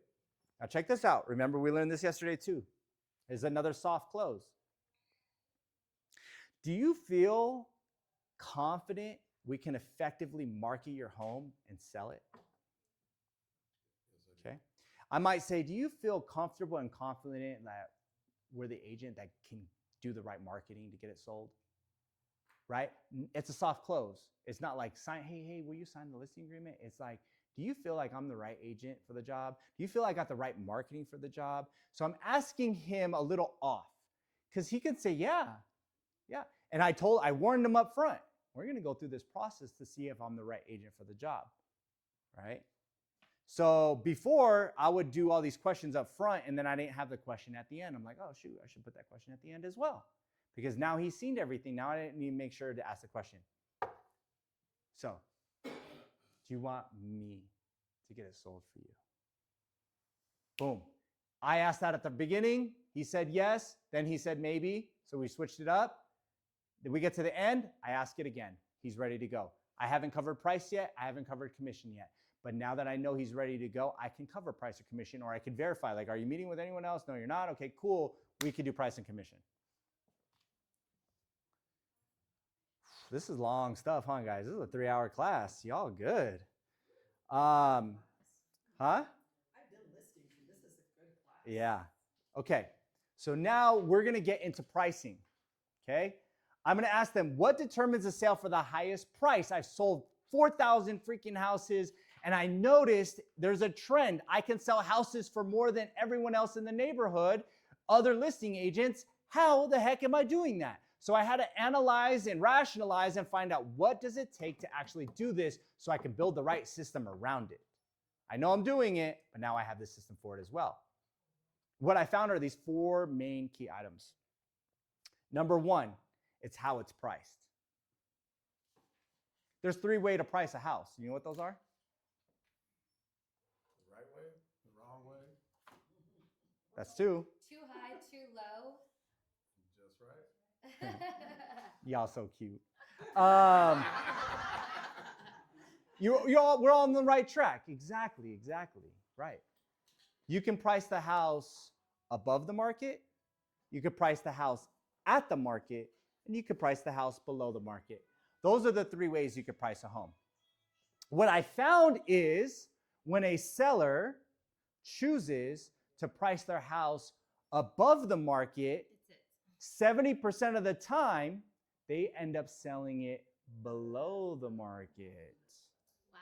What I found is people that price their house at the market price, 70% of them sell the house for right at market or just a tiny bit below. Not much up or down, okay? What I found is that when someone prices the house below, a tad bit below the market, what do you think happens? They get a lot of offers. Yeah. Exactly. You like how you're telling me that? Because that's the same question I'm asking the seller. What do you think happens? Because I want them to tell me, because what they tell me is what they believe. What I tell them is what they hear. What they tell me is what they believe. So now you believe it. There you go. How do you get with the seller when they've asked you to list at a certain price and they're giving you such a hard time when reductions need to take place, but they want the house sold? They're adamantly excited to sell. They just want a certain price, but you're not a magician. Yeah, I'm not a magician. And to be honest, like that could be another class as well. What I do is I prep them. And when I'm going over the comps, I'm prepping them. I'm going, look, when a house sells between, and it lines up right with this pricing strategy. When a house sells in the first 0 to 15 days, there's a 70% chance that that house is going to sell above the list price.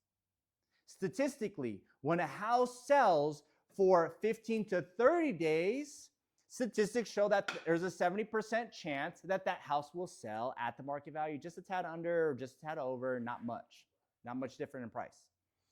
When it sells in 30 or more days, it's going to sell for less. Now, there's two ways a house could sell for less.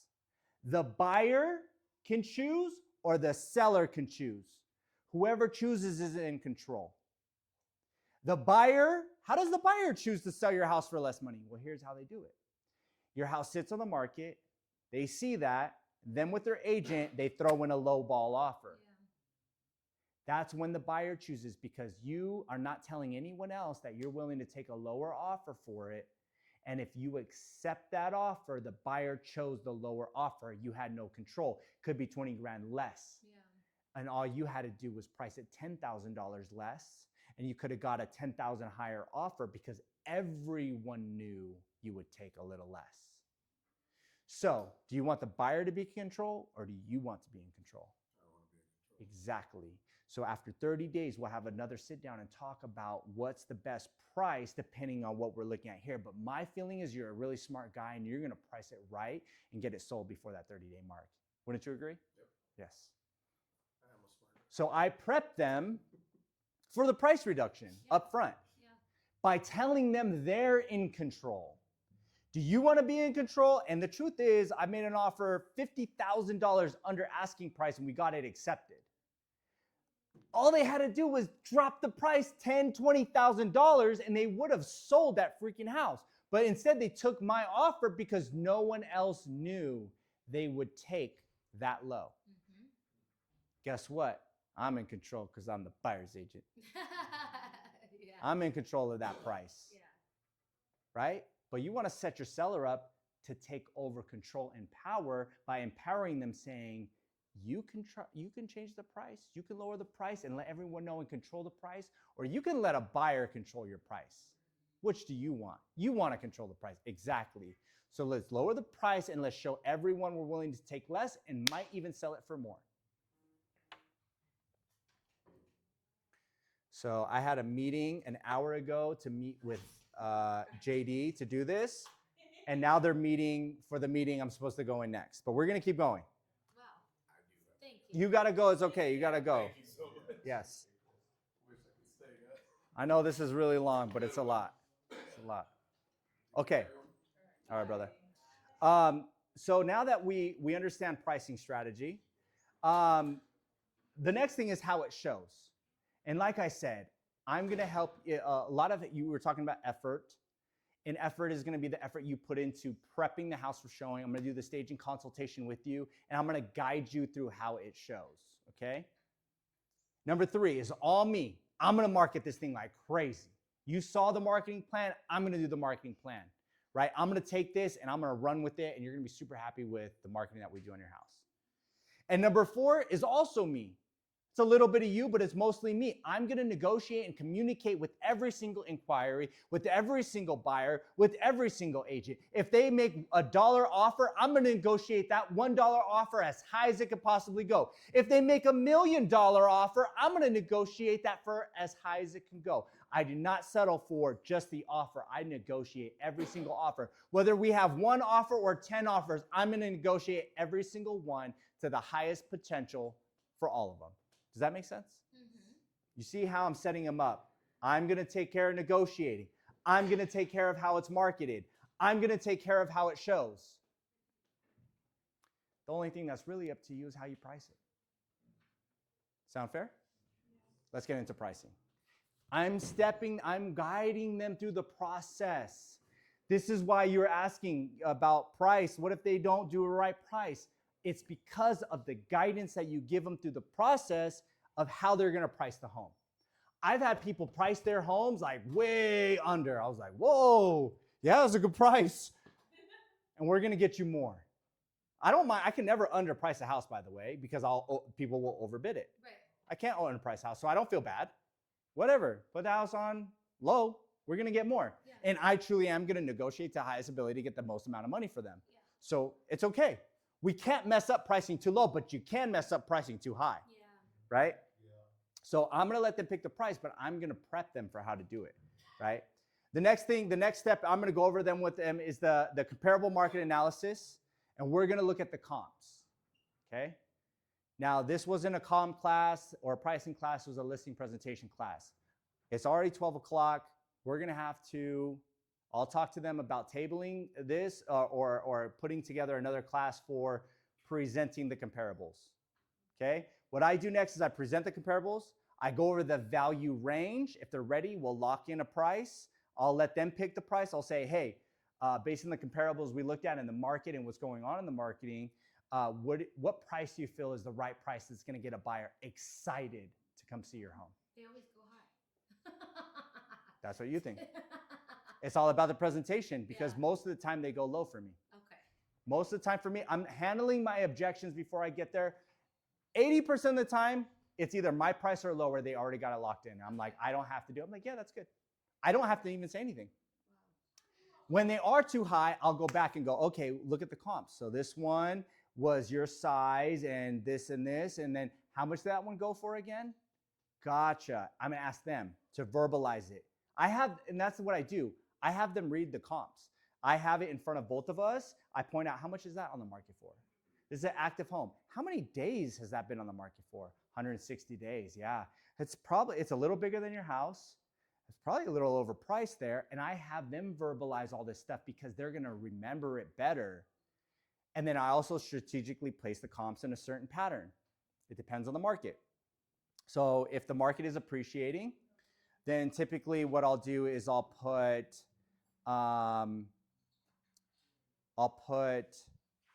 active, pendings, and then sold. Those three statuses: active, pendings, and sold, right? Yeah. And when I do actives, my first active is going to be the lowest active comp. Okay? And then pendings will start with the lowest pending, and then the solds will be the lowest sold. And it'll be going up because it's an appreciating market. Can't really mess that up too much, okay? When it's a depreciating market or even a possible stable market, I will do something a little different. I might do actives first, starting with the lowest active.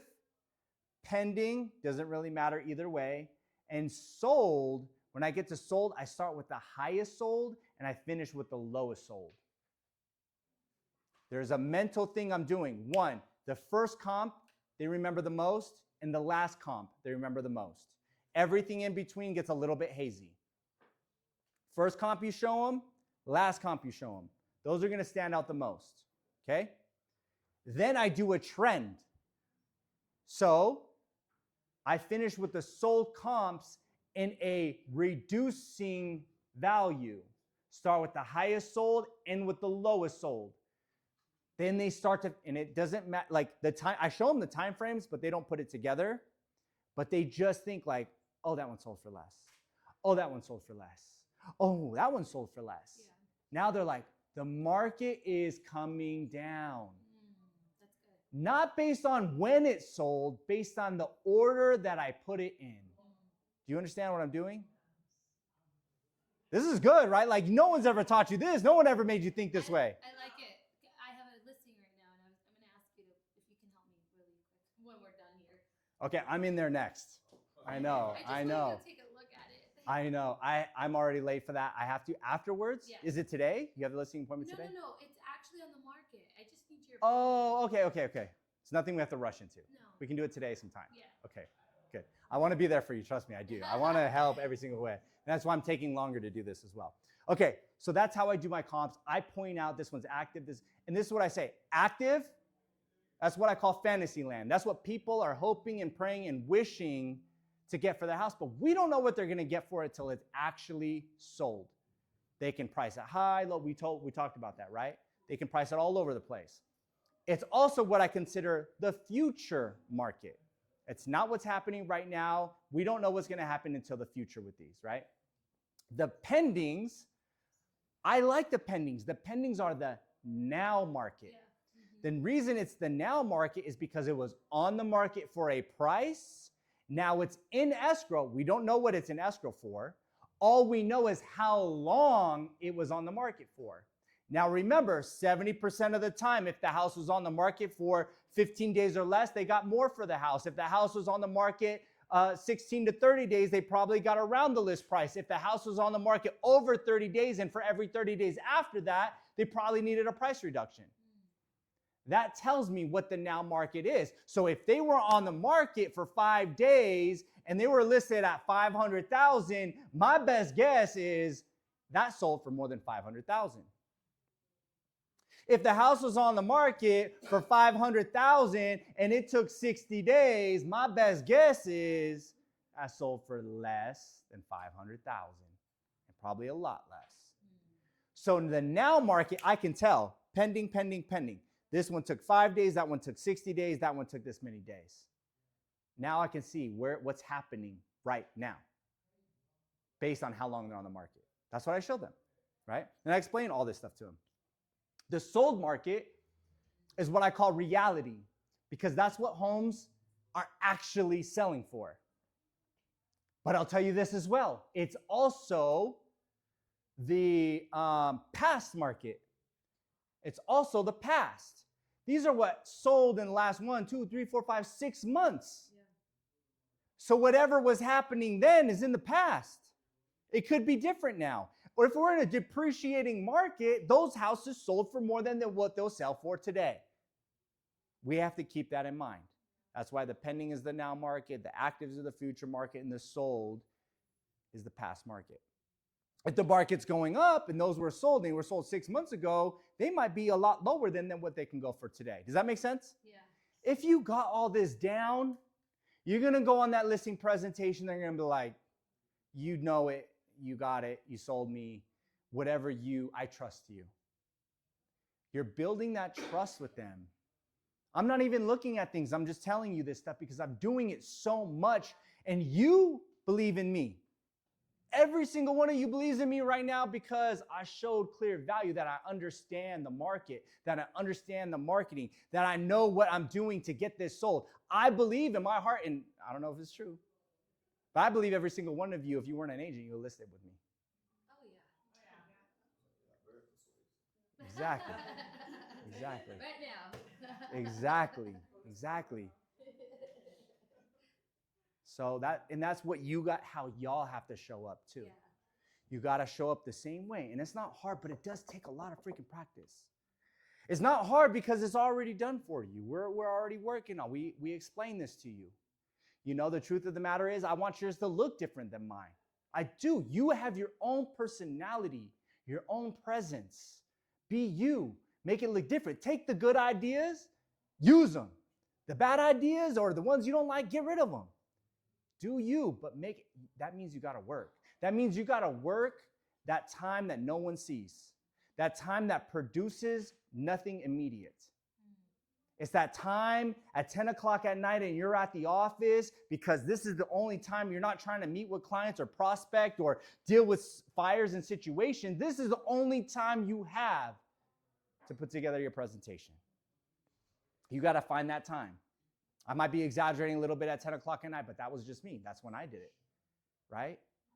You got to find your time and buckle down and just make it happen. Once you make it, you don't have to make it amazing. If you have 5 slides, please use it. Yeah. And then a couple months later, a week later, add one. A couple months, a week later, add one. A year later, upgrade your presentation. The great thing about having a team too is that we train our team on this because we want it to be like McDonald's. Any McDonald's you go to, you're going to get the same Big Mac, right? It's going to be practically the same. So we want to look and feel exactly the same with our model. So we train our agents on the team how to do this, and it looks the same. But here's the thing. When they leave the team, whether they join Keller Williams as a solo agent or what have you, whatever happens, they quit real estate or anything, I change my presentation. Because I don't want someone else using the same one. I gotta be unique. You gotta be unique. By the way, I just competed with Gus Rodriguez. I'm probably online. I probably shouldn't be saying names. I just competed for a listing. You know whose presentation he has? Yours. Exactly.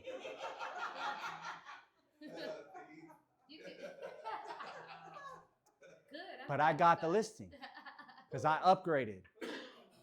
I'm not going to say why. I don't know why exactly. Just really good at this. We know why. Just really good at this. So And I didn't know, and I was just like, man, if he gets it, I'm gonna be real sour because I taught him and all that. You know what I mean? But I'm like, I'm gonna let go of the results, the outcome. You know, do my best, surrender the outcome, let it be what it is, right? And sure enough, the wife, it was a divorce situation, so I had to win the wife and the husband over, right? And so the wife was like, Thomas, for sure it's you. Like, I know it's you. I want you like to do this for us. And then she was like, but my husband, you know, he's interviewing this other person, and he, you know. Do you ask who it is? No, she told me who. I didn't ask. Oh. She just like, hey, here's his Instagram. I'm like, I know who that is. He started with you? Mm-hmm. Yeah. So then, anyways, so she told me that, and then I was like, okay, cool. She's like, you know, I've been praying, I'm gonna pray. My husband sees the light, you know, he's like this, he's like that, you're like this, you're like that. And I'm like, that's very good that you noticed that, because I'll tell you what, a lot of people don't notice that. But you know, that's good. That's amazing. And then the husband said, hey, I'll take a call from you Tuesday at 4:00. I said, okay. When was that? That was last night, I think. And he was like, you're our guy. I was like, okay, it looks like the only thing we have to cover is price and commission. Because they chose me. And I held that back. I held the price and commission back on purpose. I like that. On purpose. So they chose me. We're doing this thing. We're knocking this thing out. Oh, shoot. I think I'm supposed to have a call with her at 12 today, too. At any point in your presentation, like as far as the listing price is concerned, if you get another objection, you mention the sold to list price. Yes. Yes. I do that all the time. So I show, well, like my personal sold to list price or like the comps? Oh, yeah, all the time. Because I'll show them. I'll say, hey, when a house is on the market 0 to 15 days, 70% of the time it sells for more than the asking price. Then I'll go and go, oh, look, this house sold in a week. Oh, look, it was priced at $599 and it sold for $620. See? And then I justify it. And I always say it's 70% of the time, because the truth is 70% of the time. That means 7 out of 10 times, right? So my comps are probably going to justify that throughout. If they don't, it's just one of those off areas or moments where, you know, it's a little off. But again, it's 70%. So I'm going to show them that. What did it sell for? What was it listed for? What did it sell for? If it was on the market for 200 days, I'm going to show them, like, look, they sold it for less. They had a price reduction. They sold it for less. And then those are the things, if they're not understanding pricing and pricing their own house right, I'll drill more down on. I'm going to go into more detail. And then I'll go back and say, so after reviewing the market again and seeing the comps that justify the value and seeing what's going on when a house sits on the market forever, what do you feel is the right price that's going to get a buyer excited to come see your home? I'm asking them again. One question. What happens if you go on that buyer consultation and they say, well, I interviewed and it's your team, it's your coworkers, it's from the same office? I love that. I love that. So like if it's the same office, okay, cool. Just pick the best person. Oh, okay. Yeah, great. I love. If you don't pick me, good. I hope you pick them, because at least we're like in the same office. You know, that's cool. Exactly. I mean, I've had it on my team where like they both went to the same, like they come in with the same presentation, you know. And the thing is, they'll like them both. I'm like, okay, just pick. We win. It's all good. Pick. Who do you like more? Pick them. Are you typically going on all your listing, you know? I go on very few to listing appointments.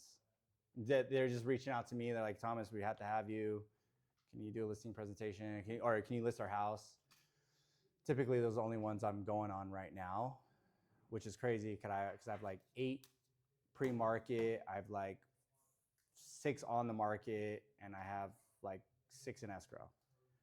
So it's just crazy. Like, but this is because just doing this over and over and over and over. All right, you guys, I had a great time, and I hope you did too. Have a blessed day.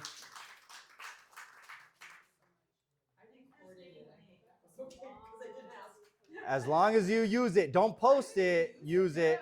Don't post it, but use it. It's not even clear enough to post, but enough for me to understand. Yeah, that's great. I know you're late and you're behind, but can you just be my eyes really quick? 2 seconds. Real quick. Okay. I just need you to tell me this is my listing. It's been on the market since this time. We just did another reduction. I literally had to beg them to go down to 529. It was listed at 539. They did put new doors, windows. The roof is in newer condition. They had some shingles repaired. Mm-hmm. And they feel like it was worth and it was. There was houses selling at 550, 545, but in the last 6 months, everything started coming Okay, back. so here's what I tell them when I usually do in the presentation too. And I say something like, when a house is listed and it's on the market, it goes stale. How long was it on the market for? This has been on the market since July. Oh shoot, so it's stale. Yeah. Okay, so a house is on the market for a long period of time. It goes stale, it goes stagnant, right? When a pool goes stagnant, that means that water is gonna turn green, it's murky, ain't nobody wanna swim in it, right? Yes, and here, you can take this mic too. Right? It's stale.